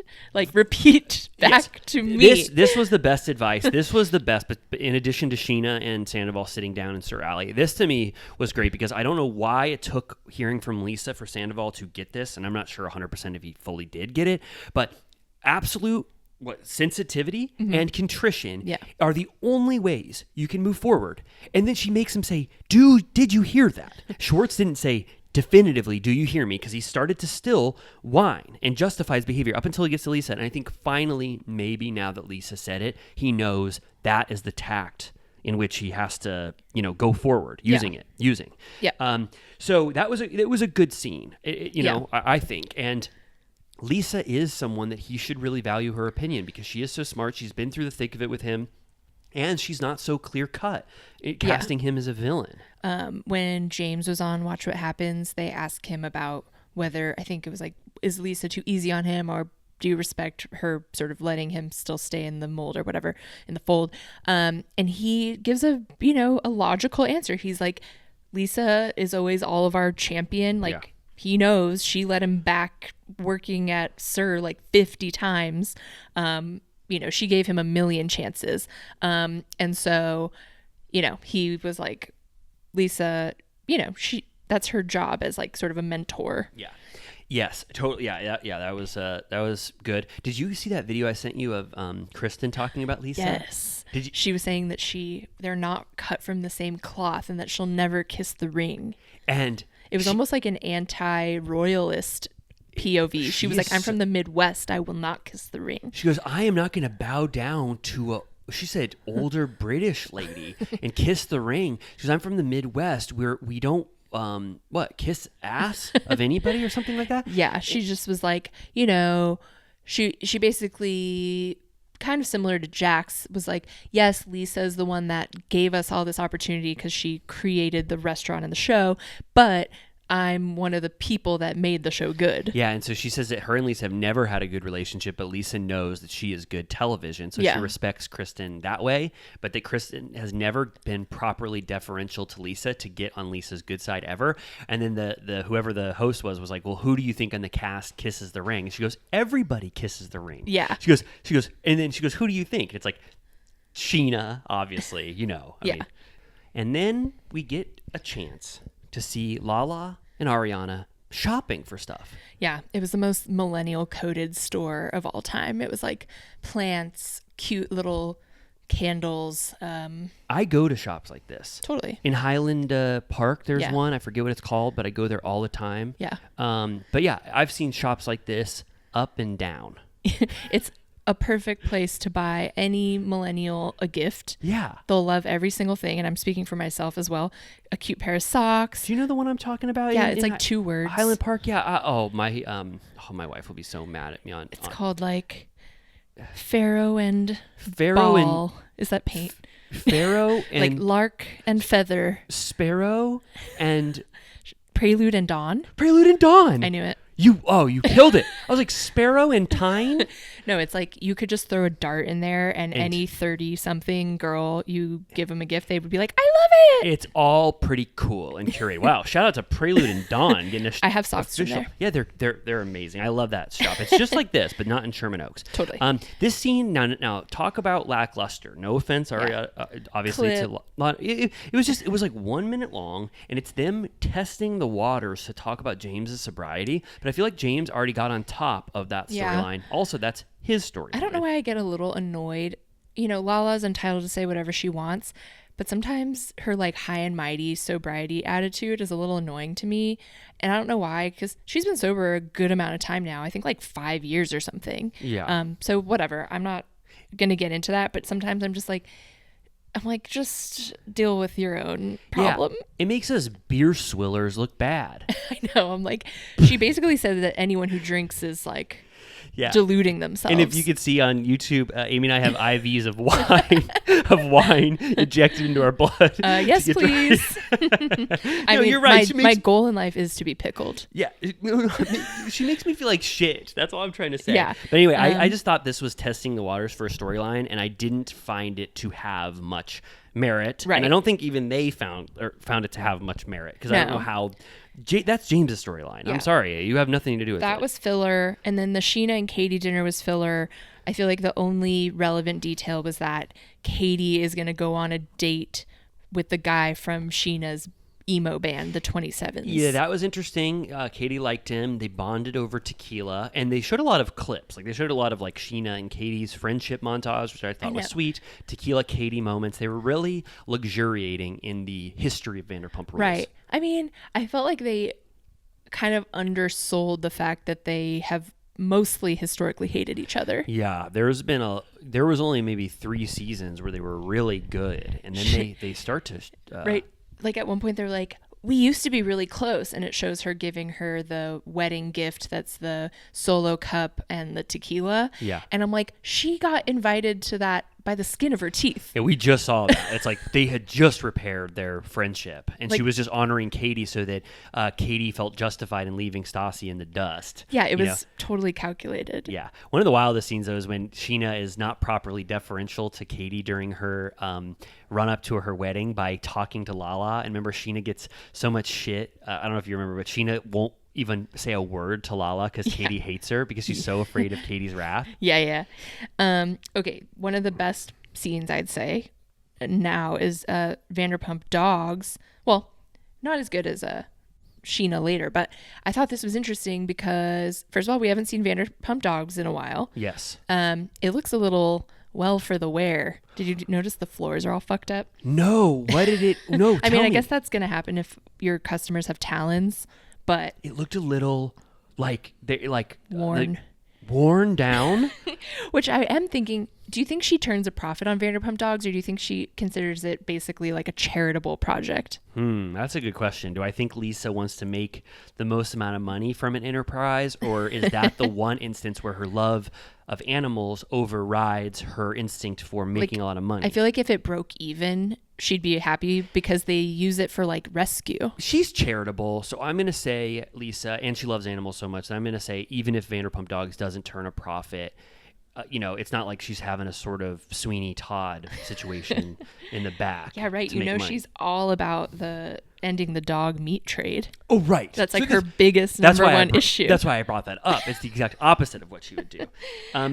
This was I will say I liked. I think this is sort of indicative of how it's hard to justify everybody getting together now in the new universe. Yeah. Like, I get that they have to figure out how to do this or whatever, but just like Lisa is like just bouncing around all of her enterprises, trying to get each cast member to come to her to remind everyone that Vanderpump Rules exists in a Lisa-ruled universe. So like the fact they have to have this scene at Vanderpump Dogs, I don't know. It's just like I'm noticing a little too much of like the producer element in getting these scenes together. But I just what do you mean? He was just bringing his dogs to get Of course. groomed. And Lisa's like, are you going to stay here and have a conversation with me? And he was like, oh yeah, that would be actually a good idea. They were like, it'll be about, he was like acting like he didn't have an appointment. He was like, is there room for them today? Yeah. And I'm like, they're like, it'll take about 2 hours. I'm like, you just walked in. You want us to think that you didn't make an appointment Right. for a 2-hour service and that you're just gonna hang out with Lisa. Anyways, Yeah, right.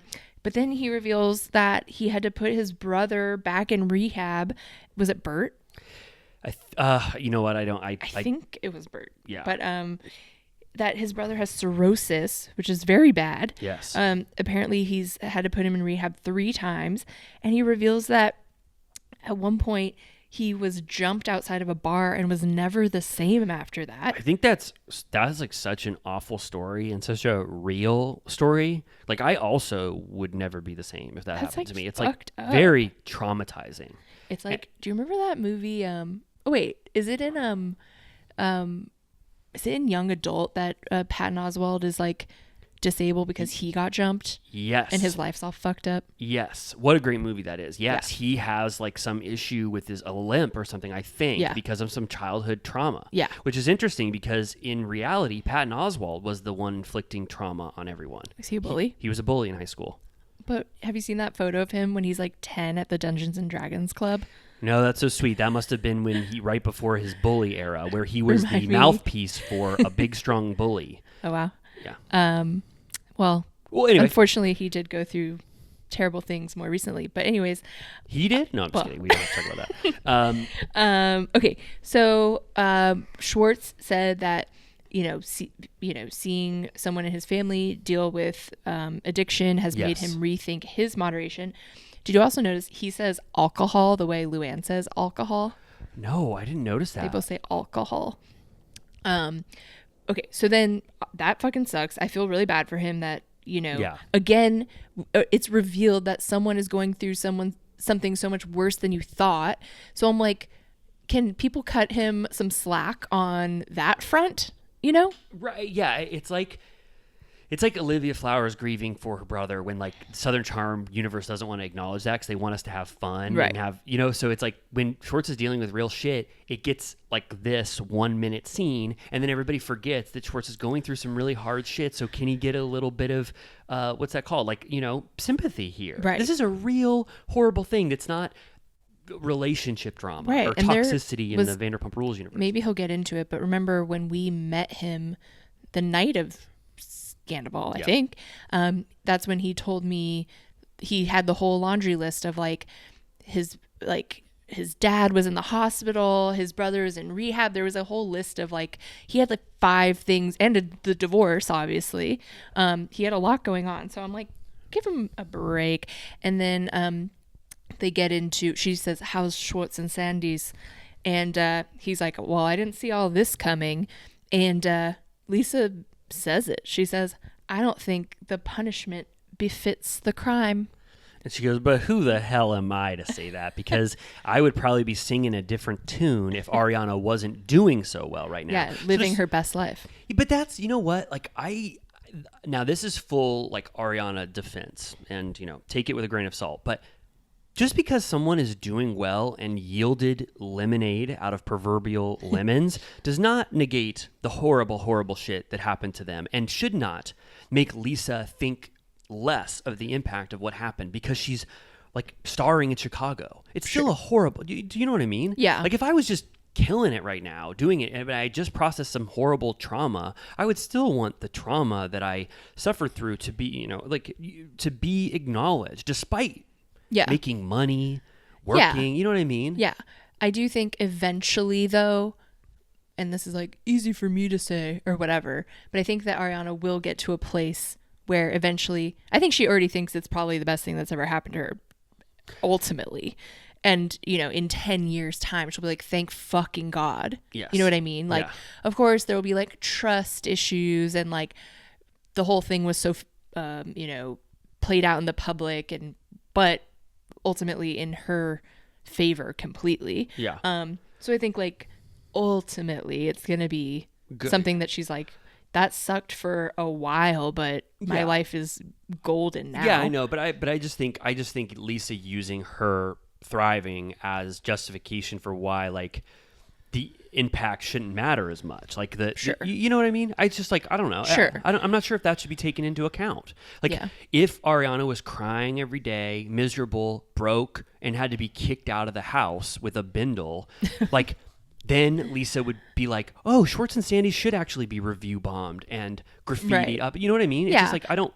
Well, I think the thing she brings up right after is that, again, trigger warning, she brings up the suicide element and Yes. how she didn't realize how low Sandoval had gotten. And so I think there is something where you're like, the entire planet is shitting on him so ferociously that he's gonna die, and Ariana's doing so well that she's thriving, that it's like, can we like middle this out a little bit? Okay, I read that as the response to Schwartz and Sandy's, but if it's the Tom Sandoval in general, obviously the punishment does not fit the crime. I thought they were talking about Schwartz and Sandy's, and Schwartz was like, "Yeah, I don't think the punishment fits the crime. Our business shouldn't suffer." Right. But if she's talking about Sandoval in general, obviously nothing justifies. I always feel like they're a little dramatic about what happened to Schwartz and Sandy's. I understand there was that initial like review Yelp thing, which like sucks, but like for them, but generally I think that probably more people went there in the aftermath than they ever did before because they were curious. Yeah, I think so too. It was sort of like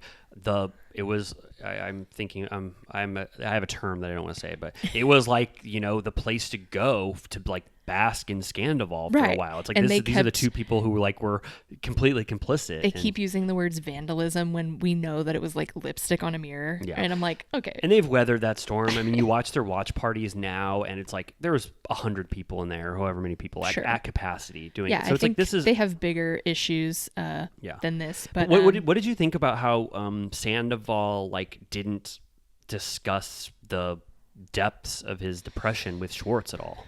Yeah. I mean, I feel like he was probably so scattered at that time, like that he barely knows who he like confided like, in. He was probably I can't even imagine what his day-to-day was like during those months. I don't know, I thought it was kind of nice, even though it's so intense and like a gnarly subject. I do think it's like kind of nice to ground the entire scenario in this, because it did feel like that's where it was going, which we talked about at the time. We did. The only thing they didn't do was wish him death. Yeah. And like Lisa said, anyone who's experienced something like that lives with regret that they didn't do enough or whatever. So she's like, she's like, sue me. I'll take the heat if like you think I'm a cuck for reaching out to Sandoval so that he doesn't die. I would rather be the one to do that than the alternative. And she said cuck, which I thought was really interesting. Lisa said cuck for the first time. Yeah. You know, I was just thinking, there's a whole book by John Ronson called "So You've Been Publicly Shamed." It was like about being canceled, like in the this is like 10 years ago or whatever. But Tom Sandoval should read that. Yeah, it's about people who were like had the whole internet against them and like how they like went through it and recovered. Okay. So Sandoval, I know you're a Turtle Time listener. Maybe read that book. Yeah. Well, the thing is, I feel like normally if you were a celebrity or like a normal, not reality person that had to do a season immediately after, you would just disappear for a while. Yeah, for sure. But he had to just start filming. He did a World's Toughest Test and then immediately started filming the season 11. Yeah, and he wanted to, like he did want the opportunity to see if the old Tom Sandoval charm could win back a few people. Yeah. And then it immediately goes from the darkest conversation ever to her being like, so I'm going to be in Tahoe, which I had no idea was going to happen this quickly. I thought it was going to be like halfway through the season. They're doing the like Housewives schedule where it's like there's a trip within 3 episodes. Yeah. An entry level trip, like a national trip within the United States. And then there's usually a bigger trip towards the end of the season. Yeah. So they're like sort of doing that. But did you feel like this was, I mean, I guess who cares if it's inauthentic or whatever, but it just didn't make any sense. Putting Schwartz in charge? Putting Schwartz in charge first. Can you imagine? And then also just being like, I'm going to be in Lake Tahoe, so if you want to go to Lake Tahoe, you can. I'll hook you up. Yeah, she's like, get the gang together. I'll give you a reason. And it's, very inauthentic, but whatever. Right. And we just have to, you're right. It's just like we have to go along with it. Lisa thinks that they should all go to Lake Tahoe for a trip. And Production obviously wants them. Her restaurant doesn't even exist yet. It's like a patch of dirt. Do you believe, Lisa, I have to assume you do, that this is going to be the sexiest restaurant in Lake Tahoe? For sure. I can't wait when we could probably fly. I know you hate flying, but from Burbank, it would be like 40 minutes or something. Yeah. What would the drive be? A day. I just, I'll be honest, this sort of that the Boeing stuff of like having no bolts on the doors. That's sort of my worst nightmare. Yeah. And I just would really not want to go on a plane that didn't have the door properly sealed. I mean, I don't know if you're with me. Yeah, on they that. should put a guarantee. You know, I honestly check the bolts sometimes when I'm walking in the plane. Like I look, not the bolt specifically, but I assess the plane. I'm like, okay, this looks pretty good, even though I have no idea of what goes into it. But I think I would have noticed the bolts were off. Yeah. No offense to anybody else on that plane. We've talked about this before, but remember in Catch Me If You Can when Frank Abagnale Jr. escapes through the toilet? Yes, of course. I need to know more about how someone pulls that off. You know what he did? He went under the toilet tank. You'd think he went through the little tube or whatever, but no. He sucked down. He stood in it, flushed, got flushed out, and then spit out the bottom of the plane. What movie does that call to mind where someone does that? They flush themselves down the toilet. That happens on Chappelle's show. Oh, it does? Tyrone Biggums flushes himself down the toilet. And says like, goodbye, everyone? It's very funny. That's really sweet. Yeah, you're right. About the toilet. So anyway, Schwartz goes. The last line of this is that Lisa says, about, she's like, I'm not forgiving what Sandoval did. If Ken did that, I would have cut his whatsits off and shoved him up his ass. Yeah, I've never heard her say what's before. I had to do captions. I was like, what did she say? Yeah, she's never said what's it's before. She's never said cuck before. She's never said life ain't no beach or this ain't no beach. Yeah. So she's doing there's a lot of new commentary coming into Lisa's mind. Did you notice she was wearing a little, from what I could see, her necklace had a little teddy bear charm on it, which I assume was for her grandson, which was Teddy. super cute. I didn't notice that. That's so sweet. I wanted to say that like Lisa sort of did the like, I'm not defending Sandoval. If Ken ever did this to me, I'd shove what's up his ass. She's kind of doing like what we do when we talk about Sandoval, but we say we're not defending him. Yeah. So we should just start to say definitively every time we say anything good about Sandoval, we should just be like, but obviously if it was for us, we would cut his what's-its off and shove him up his ass, as a line of defense for us. We could just say, what's it's, right. Yeah, right. Okay, now we're at the meat. This was it. This was like, see you next Tuesday. We're back. Now Lisa is able to get everyone in the cast to come to see you next Tuesday at Sir for James. This is where I'm like, okay, this is stretching the limits of my imagination in terms of how the cast are getting together. Why the hell would Ariana want to go to see you next Tuesday? Why do any of them want to go to the most packed, fan-filled event at one of Lisa's restaurant where they have no connection to anymore, to have like a sit down where you can barely hear them talk? No. Like, you look in the background of any of those scenes and there are people going like, oh my God, pointing, like, you know what I mean? It's I know. Like, they keep it's like the same shot every week of them one by one showing up in their outfits, rolling up through the velvet rope or whatever. And I'm like, they have to feel so demoralized, I like think so too. Still arriving at this fucking place. Like, you can't properly have a scene. I mean, treat this like it's a filming location, and you cannot have a proper filming location when fans are doing this. Like, and I just can't, like, how did Lisa convince them, hey, just so you know, for the first 5 episodes, I want you to go to every single one of my establishments 3 times. Right. This was a different one than what we went to that first time. I honestly, I was thinking about this. I was like, why didn't we go to this? And it was because I think I went to the other one, the Tom Tom event, and it was so raucous and wild that I was like, I have had enough. And you were already burned because we went to a See You Next Tuesday that wasn't filmed. Packed, and it just wasn't. You can't even stand there. No, you can't even. Like, it was so loud. People were fighting each other. One person was being. It was like a mosh pit where someone was crowd surfing on everyone for James. No, I had to get out of there. I stood outside for a bulk of the night because I was like, I can't be in there. We stood out in that patio area where all the Vanderpump Rules cast. We knew where to be. And then they all sort of sit in a semicircle just talking, and like there's no reason why they're doing this. It's just they're there for See You Next Tuesday, but they're not engaging with his music because they can't. It's just like James just keeps popping in and out, and all they're there to do is have Schwartz tell them that he wants to invite them all to Lake Tahoe. Right? Yeah. I mean, that's the scene. Yes. Besides what Scheana ultimately does. Yeah. With this occasion. Yeah. Schwartz primes James first about Tahoe, and then Tom and Kyle Chan roll up. Yes. They sit separately.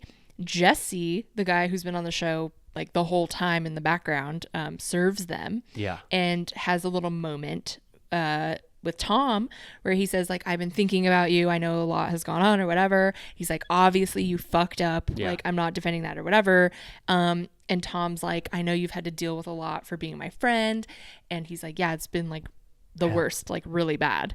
What do you think Jesse went? I mean, what did you think he went through in the wake Did of they Sandoval? hang out? I don't remember that. I think he was friends with everyone. I mean, he's in every scene for the last 10 years. But like, did he like? I think he maybe still hang out with Sandoval post Scandoval. It sounds like maybe something he had happened. to like really put a line in the sand. But when he was like, I had to unfollow you, I was like, I don't know, did you really? Because like every outlet was like checking who still followed him. Like, did you really have to like? You could have just said, I don't unfollow people. Sorry, so I've just been following him for years. Yeah, And then I thought there was Kyle Chan shade a little bit. He was like, do you have to do that with every single person that comes up to you? Yeah, Right? He right. said something like that. Yeah, but they did have. It kind of felt nice. Like they had a tearful, borderline tearful hug where he was like, I feel so bad that everyone has to go through so much shit to be my friend or whatever. Yeah. And then I checked on Jesse Montana because good. I remember a few months ago he had like, it was revealed he had a brain tumor and he needed surgery and it was a whole thing.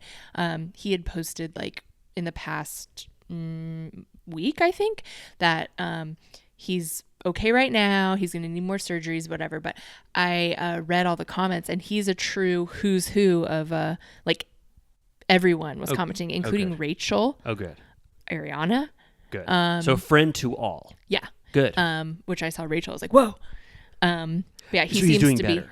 yeah, I think it's gonna be a journey, but he is, I think, okay. Yeah, and it was sweet that he, I don't know, had this. But I'm like, scene with. I think he was, I think, working one of the nights we were there. Yeah, so I think he yeah. actually does work there. Yeah, I think he does too. Yeah, and I think Sandoval was taking the new page of Lisa's advice in his interaction and sort of trying to be as contrite as possible, and genuinely got sad there. Yeah, and that doorman who looks like older Peter, they kept showing him, and I was like, I remember him because he let us in once. A few little turtle cuties or TikTokers were like, "Whoa, that's Riley," and he was like, "All right, I'll let you in." He was nice to us.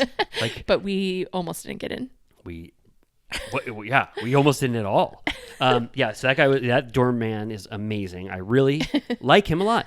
And then so this was a great part of this, or interesting part of the conversation, which is Schwartz brings up, well, I don't know why he keeps saying, he goes, Lisa, I invited myself to Lake Tahoe. He goes, Lisa mentioned Lake Tahoe, and I sort of half kiddingly invited myself, and we watched the scene. That's not true at all. She said, come to Lake Tahoe, bring everyone. So he says it multiple times. He goes, I invited myself to Lake Tahoe. It's like, does he misremember what happened? Right. I don't know why he was like. There might have been like one little joke he made or something, but like obviously it was completely devised. He says again, inviting everyone, including you know who. And then Lala tries to give him a whole spiel about how that he'll regret not having cut off Tom Sandoval earlier, and that one day he'll realize, that he's gonna fuck him over or whatever. She goes, he will destroy you. She said, one day you will wake up and you will have learned that he has destroyed you. No, devastated you. Yeah. He has devastated you. And I thought like that was I thought Lala, like, her sentiment is right that Sandoval really put Schwartz in a horrible position. Yeah. But I also had to keep the grain of salt where Lala's anger has to be put into perspective of 3 months after. Yeah. Because it's like, he will devastate you. Right. I know. I'm kind of like, whatever, I get it. But I'm like, if Schwartz and Sandoval don't remain friends, then like, what hope do the rest of us have? Oh yeah, and I'm not. I people hate it. People hate it. There's no way to properly talk about this season without commenting on Schwartz and Sandoval and their relationship, and but throwing Sandoval a bone every once in a while. But I think Schwartz and Sandoval can still remain friends, right? Am I saying, is that horrible to say? I mean, they've been friends for like 20 years. I don't know. I mean, I guess I don't agree with Lala's sentiment, but I understand the motivation for why she said it at the time, because shit was ramped up and how everybody felt was ramped up at this time. Yeah. And then this is where Ariana comes in hot. She says to Schwartz, I gave up on you a long time ago and my life is better for it. I mean, a big statement to make. she calls him a lost cause, which I thought was a low blow. Yeah, she is very pissed at Schwartz. It's almost a continuation exactly of the scene where she said, I will not have mutual friends with him. Yeah. And so you were out of my life completely. It's like basically this is like part 2 of that scene. That same anger towards him is there with Ariana right now. Yeah. And it's like, you know, I think this conversation is kind of like mixed up in like the trip planning. And so then he goes, you're not the queen of the group, you know, like don't speak for everyone. And he mentions that he thinks her ego is getting a bit out of control. Well, so she says, you know, just so you know, your plan of bridging the gap will never work. You know, these people are not going to allow him in our group anymore. And she's basically saying no one will film with him. I mean, that's the undercurrent. It's like she wants him to have no scenes with the cast members. I'm like, as if we all just have to pretend that like Schwartz wasn't propositioned with this impossible task. Like they should have just known immediately. Okay, that's where yell Lisa at wants us Lisa to then. go. Yeah. So and also when she says like I gave up on you, you're a lost cause. My life is better without you. He goes, I love that for you. Like Schwartz says that back to her. Yeah. Like he's already sort of upset with Ariana immediately after she says that. Yeah, he was pissed. Yeah. And then you know, she says in her confessional that he's confusing strength and boundaries with ego, which I'm like, okay, but I'm like, cut to the Tahoe episode when you go. Yeah, for sure. And then I think also like Schwartz was sort of undercut when Katie and Lala were basically like, she does speak for us right now. They were like, shocker. No, yeah, right. Like they were like, we all feel the same way or whatever. So like they, you know, yeah, I guess Katie deferred to the more powerful girl in the group. Right. And Katie's like, release yourself from this torture that you've been in. I'm like, he would be more tortured than you could ever imagine if he had to deny Sandoval for eternity. Yeah. And then in the after show, they ask Ariana about this. And I thought maybe she would be like, yeah, I was a little harsh. No, she was like, this is exactly why I'm not friends with him anymore. Yeah. Like she was furious still. Yeah. And Schwartz was still furious. Yeah. And if you haven't seen Schwartz like legitimately angry with someone, like he doesn't really hold grudges. So this has been like now a 6-month grudge. He's still really pissed at Ariana in the he said it was like a low moment for her. And he also said something I thought was kind of funny where he said that whenever people attack him, he shuts down. And he said he was like one of those goats who just falls over. And then you can see like juxtapose that with his actual face in the scene, and you see him just looking off in the distance like he is a shell of himself because he got yelled at. And at a certain point he goes, I don't know, you all are coming at me, I'm just trying to like invite us all on a trip, like and you're doing this to me or whatever, like I don't know what to say. And so it really very rarely doesn't end up with all of them agreeing to go on a trip. Right. They sort of are at a standstill at the end of it. Yeah. Did you think that in the after show Ariana seemed absolutely exhausted and like completely over it? Over talking about Vanderpump Rules? Yeah. She seemed like she like was on the verge of falling asleep, and that like she was contractually obligated to be there, and that she would give anything to not have to have these conversations anymore. Okay, you know what? I didn't get that sense, but I might need to rewatch it. I sort of was bleary-eyed when I watched it. But you're probably right. I mean, who could be more tired? And maybe she is... You know, I did actually think that Ariana would say, calling him a lost cause and saying my life is better without you. She would caveat that by saying those are my feelings at the time. Yeah. You know, I think she wants to, you know, take a moral stand and just definitively still state that moving past life with Schwartz was a good decision for her. She also... Again, I don't mean to be a harsh critic. I just am trying to keep it real. I thought on the after show, if you guys watched it, she played a little dumb where they asked her about, because they asked about that he said her ego was getting big. And obviously they brought up that she had profited greatly off of Sandoval and booked all of these endorsements and whatever. And she goes, yeah, I've been working a lot. Like she was like ignoring the fact that the work that she has booked was a direct response to this scandal. Right. Like she was acting like, yeah, I'm booking jobs like any actor would. And I'm like, no. Like I'm happy for you. Like get the fucking cash, obviously. But it is every single deal she's done, every single commercial, sponsored post, everything is written in the language of Scandival. It's Right. about it. It's exactly about what happened, and that's why it happened. She wasn't booking stuff like that last January. Right. I think so too. I think she was just trying to say that like work doesn't make her feel cooler or like give her a stronger ego or whatever. But then even Katie has to interject, even though Katie's very deferential to Ariana this season. Like that is. She tried to put a positive spin on She it. goes, Like, "You don't I feel-" think it's cool. Yeah, she's like, you don't feel a little cool? I would feel cool. And then I don't even think Ariana grants her that. Yeah, but I was just like, you know what we're talking about. Like, don't pretend that the work is unrelated. Yeah. I don't know if I will define it, like if I would say that Ariana had ego in mind. I do think that she spoke for the group, which you never really want to do, especially when there's people there that might have a difference of opinion. She just assumed that everybody was exactly on her side for everything she said, which you never want to do. But I just think that I guess, what was I trying to say? That it wasn't ego. It was more a moral stance against Sandoval. And she really thought that she had the group's mindset. And Schwartz was the only weak link that would ever defer to Sandoval, in this instance. And Yeah. she thinks that that's a justifiable position. But for Schwartz, it felt egotistic because she is in this vaulted place right now in her life. So I sort of see that it's almost both of them could be justified in how they viewed this situation, right? Yeah.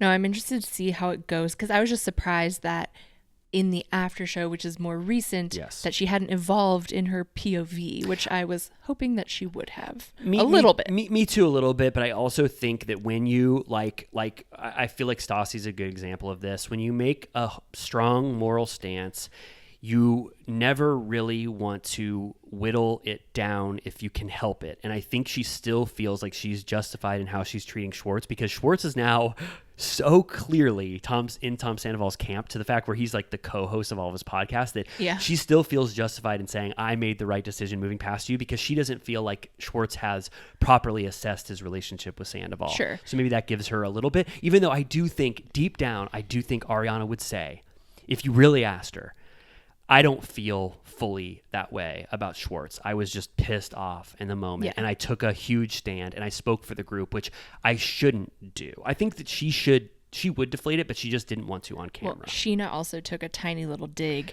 when they asked, like, do you guys think I was shocked by that. Ariana has an inflated ego now or whatever? And she's like, well, I will say, like, she doesn't really ask me how I am. Like, she doesn't really text me or call me anymore. She's like, I know she's really busy, which she's been insanely busy. Yeah. I do understand that. But, and then Lala's like, well, she never asked me how I was, like, ever. So No, that wasn't good. I mean, if Scheana says that about Ariana, her best friend, that she means- called her best friend I know. in this episode. that means things are very bad because that's Scheana speak for me and Ariana are not doing good. And that's a glimpse at the future. Like, Yeah. if that's recent, Scheana saying that means, Scheana had the courage to call Ariana out, even in that mild way. And then Lala said that the people who never reach out to ask her how she's doing are Tom Sandoval, Katie, and Ariana. Yeah. I was like, whoa. Yeah. Damn. Yeah. Yeah, I she- really like the after show. I just like getting a peek into the actual dynamics just straight from them without the editing and the scenes. It's just like interviews. I liked Totally. it. Yeah. Do you want to get to the Scheana walking through Kyle and Tom's dinner? Yeah, she's like, I'll go to the bathroom. I'll be right back. And she walks right past their table. And he's like, oh, Yeah. Scheana. I barely recognized you, Scheana. And I was going to say, okay, Scheana, that's not the right way to the bathroom. But then I realized how chaotic it was. And Scheana literally could not go to the normal route to the bathroom through the crowds because she would be mobbed. So she did have to do a little shortcut. Yeah. So it was not as artificial as I first assumed. She stood there for a solid 10 seconds in her sunglasses, just dumbfounded. You know, it's funny to watch for everyone.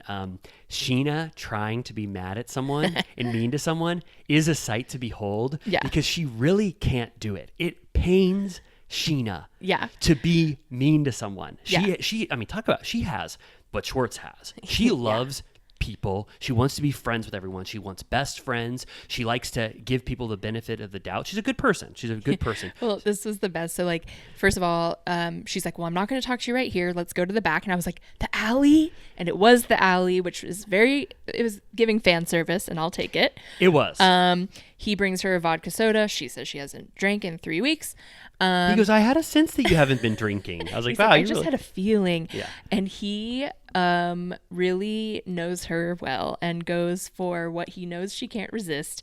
He says, you look like you rode in on a Shania Twain motorcycle. Like, you remember that video? And she's like, she's like frowning, and then she starts to like crack a smile, and she's like, it's like Y2K. And he's like, exactly. Yes, I got it. And like, she's like, you can tell, she's like, thank you. He goes, and just so you know, I'm also wearing sort of a Y2K sweater right now too. And she goes, oh. And she doesn't want to smile because she wants to still be in a bad mood towards him. But you're right. What's that called? He had her number, hook, line, and sinker. He knew she couldn't fucking resist the compliment. Yeah. And I like, whatever. If Sandoval did what he did to me, I would shove his what's-its up his ass. But it was sweet to see a friendship we've seen for 10 years where they have this shared camaraderie despite the horrors that he put Scheana through and everyone through. I just like that they that could have been a scene where if Sandoval didn't do anything to Scheana, it was more minor and he got back on her good side. That would have been so sweet. It pulls in their entire relationship to make that comment work and that little banter work. I really like that. Totally. They're like, remember, I'm like your vain friend, and we talk about fashion. Yeah, and I love that he was able to pinpoint her Y2K look. And even Schwartz said, hey, he said the same thing. He goes, your sunglasses, by the way, I really like that. He was trying to butter her bread too. Yeah. He goes, those are Y2K. Yeah. Early she 2000s. couldn't resist. And then he brings it down a notch. He said that sweater he mentions is his friend Ali's sweater. Yep. Which was a smart segue, because then they talked about how, she reached out. She said she didn't expect to be blocked by him. Yes. He said he was in a bad place. And also he was afraid that she said that just to say she did. And she's like, you know me better than that. Yep. Like, that's not the kind of person I am, which I believe. I'm like, if someone reaches out to you for something like that, I'm like, I don't think that's a manipulative when behavior. someone close to you dies, like obviously Scheana is reaching out because she's pure of heart and wants to check in on you. Hashtag pure of heart. Hashtag pure of heart. Have we done that hashtag? I think we did it for Salt Lake. Hashtag pure of heart, or hashtag, what was the other alternative? It was like freakum dress or something. I don't know. Yeah. And then, he says, he agrees that he handled the whole situation like shit. Yeah, he says like shit. And he says he kind of gives Ariana a bone here. He said everyone has been so hard on him and like monopolized off this situation, except for Ariana, who he said he's the one that he did it to, and she's not as angry and vindictive as everyone else is. Which I'm like, well, I guess wait and see. Like, I feel like she maybe will become more so, but I thought the same thing. I was like, I like that it was nice of him to like say that, but I was like, wait, I don't think he feels that way anymore. Don't count your chickens before they hatch or whatever. It's like, I think Ariana has a lot of horrible stuff to say to you. Just get ready for it. I don't think it's come to him yet. Yeah, maybe he still wanted to come off as a good guy at He this point. says, Scheana goes, do you realize that you have not, if you would have just been honest and fully remorseful, which is basically sincere and contrite. It's like everyone just says these two pillars to latch onto for your apologies. And he goes, I gave you one of the most heartfelt, remorseful apologies of my life. Yeah, and then they cut to that clip where he looks like he's going to die. And it's like, yeah, that was remorseful. You were crying, but it was the height of Sandoval. And sometimes people need to hear it more times over and over. It takes more work than just once to get back in people's good graces. Yeah. If you have to apologize 10 times and eat shit on every occasion for 6 months with someone to get back to them as a friend, it's worth it. And you have to do it. Yeah. You know what I mean? Well, yeah. You don't think so? I mean, at a certain point, you're like, all right, take me or leave me, But that's what Taylor Ann Green said in Southern Charm. Well, she goes, but she like barely apologized. Yeah, but she thought the same thing. She was like, how many more times? I just want to move on. She was like 4 times. I was like, people. Well, but she also kept fucking up along the way. It wasn't like she had more to apologize for and over again. In Sheena's defense, not to put Dawn the Scheana cape, but when you see Sandoval going, Schwartz's mom. Yeah. And Raquel loves me a lot. It's hard to believe that this person's remorseful, and they have Sure. to take into account all the extra textual stuff that's going around. That's true. Yeah. And then he brings up, like, he's like, you cannot, like, you just keep talking about this situation on your Yeah. podcast or whatever. And he says, I get it. You make money off of those, which he says also in the after show where he's like, if people are making money on it, I'll like it. accept it because I understand why you would do that. He's like, when they're not making money, that's fucked up. Yeah, he's basically saying, like, if you go on Turtle Time and you talk shit about me and they don't pay you anything at A all, I Starbucks find gift that... card. Just kidding, not Starbucks. Wait. No, right. No, sorry. We replaced the Starbucks gift cards. Jones's gift cards. Sorry. Anyway, Coffee bean? of course, Pete's. Anyway, so yeah, and then it starts to devolve because Sandoval keeps bringing sort of excuses into the mix or whatever, and then Sandoval says his last like trump card, which is like, just so you know, the Nema interview hit Rachel really hard. I had to talk her down after that. After like Scheana's walking away, and Scheana goes, "Well, I'm sorry about that, but I had to." He's like, she said it. Yeah. She said it, Tom. And he's like, well, it didn't need to be in the public. Like, it wouldn't have been a thing if you didn't say it online. And she goes, it wouldn't have been a thing if you didn't fuck Rachel. And he's like, well, I know that's going to be a thing now, which is true. It's like everyone's behavior post-Scandal, they can absolve themselves because they're like, well, I wouldn't have done that if you wouldn't have fucked her. Yeah, and it's true. I mean, the reunion was that as well. It's like everyone has a get out of jail free card argumentatively by just saying, you did the worst thing in the world. You can never say anything to me. So I guess that leads to Sandoval's frustration. But now, moving forward, Sandoval has justified his actions. Not justified. He has said what was in his mind for why he did these things. They're not justifiable.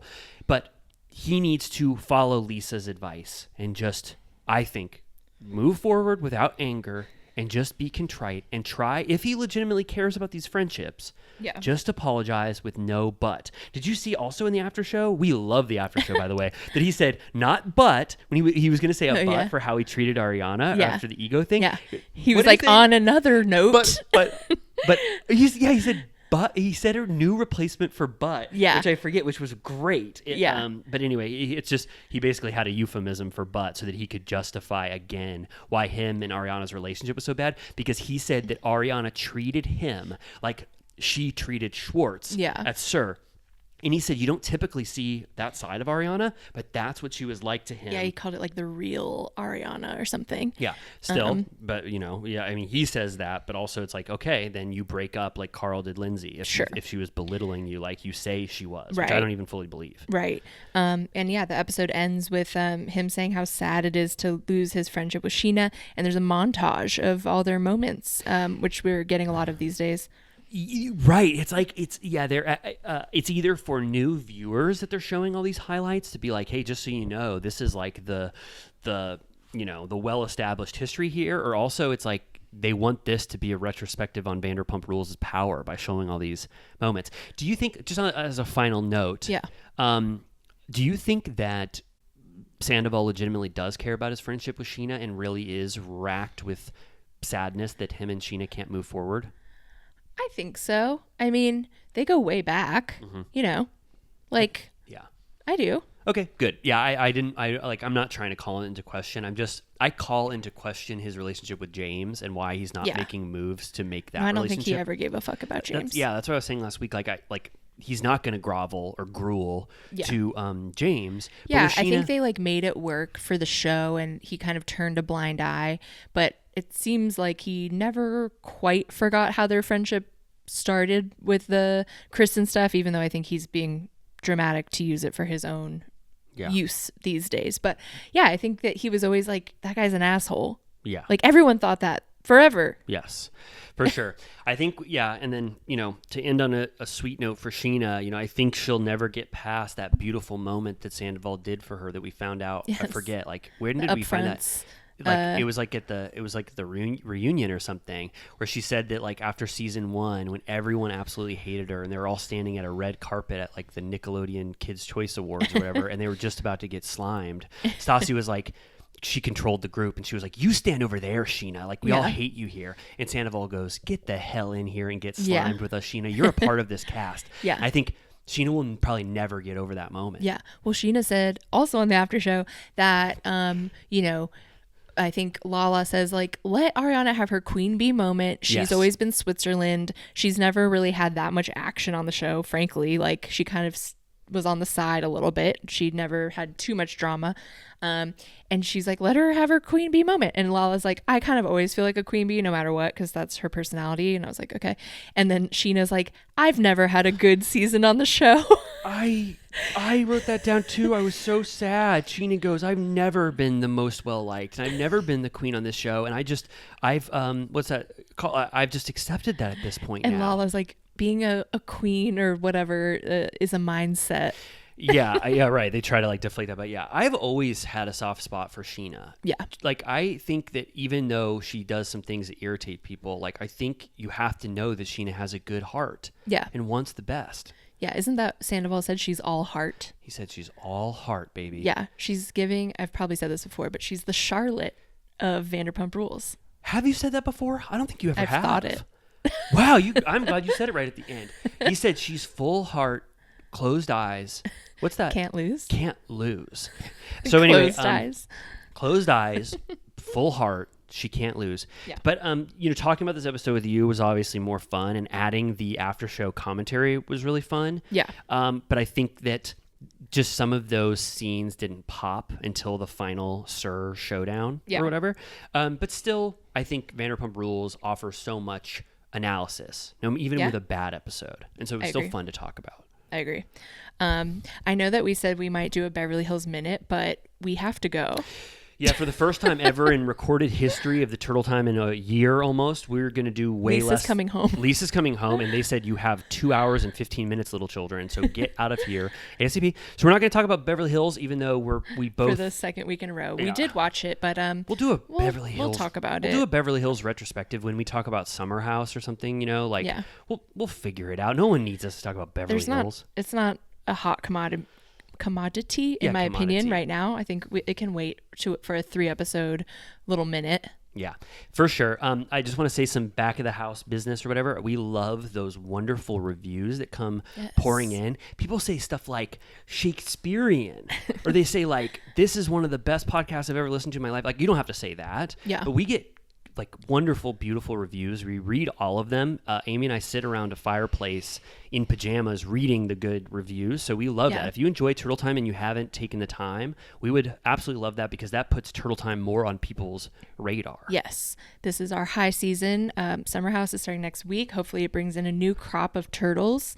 But yeah, your love and support on every level is greatly appreciated, and we love seeing your comments on YouTube and Instagram and on Patreon and TikTok and all the places. It's very fun for us. The only ones I don't like are the ones that are horrifically mean. And so if you have anything horrifically mean to say about Amy or I would just please keep it in check. Keep it. Maybe like Dorinda, clip it, or keep it like, think it in your mind, but write it, regret it. Please don't write it, because we have sensitive souls. Say it, forget it, write it, regret it. Exactly. Do that method in terms of the reviews. But we love those reviews. And thank you so much for being with us. And I want to give a special shout out to our Villa Rosa VIPs, as always.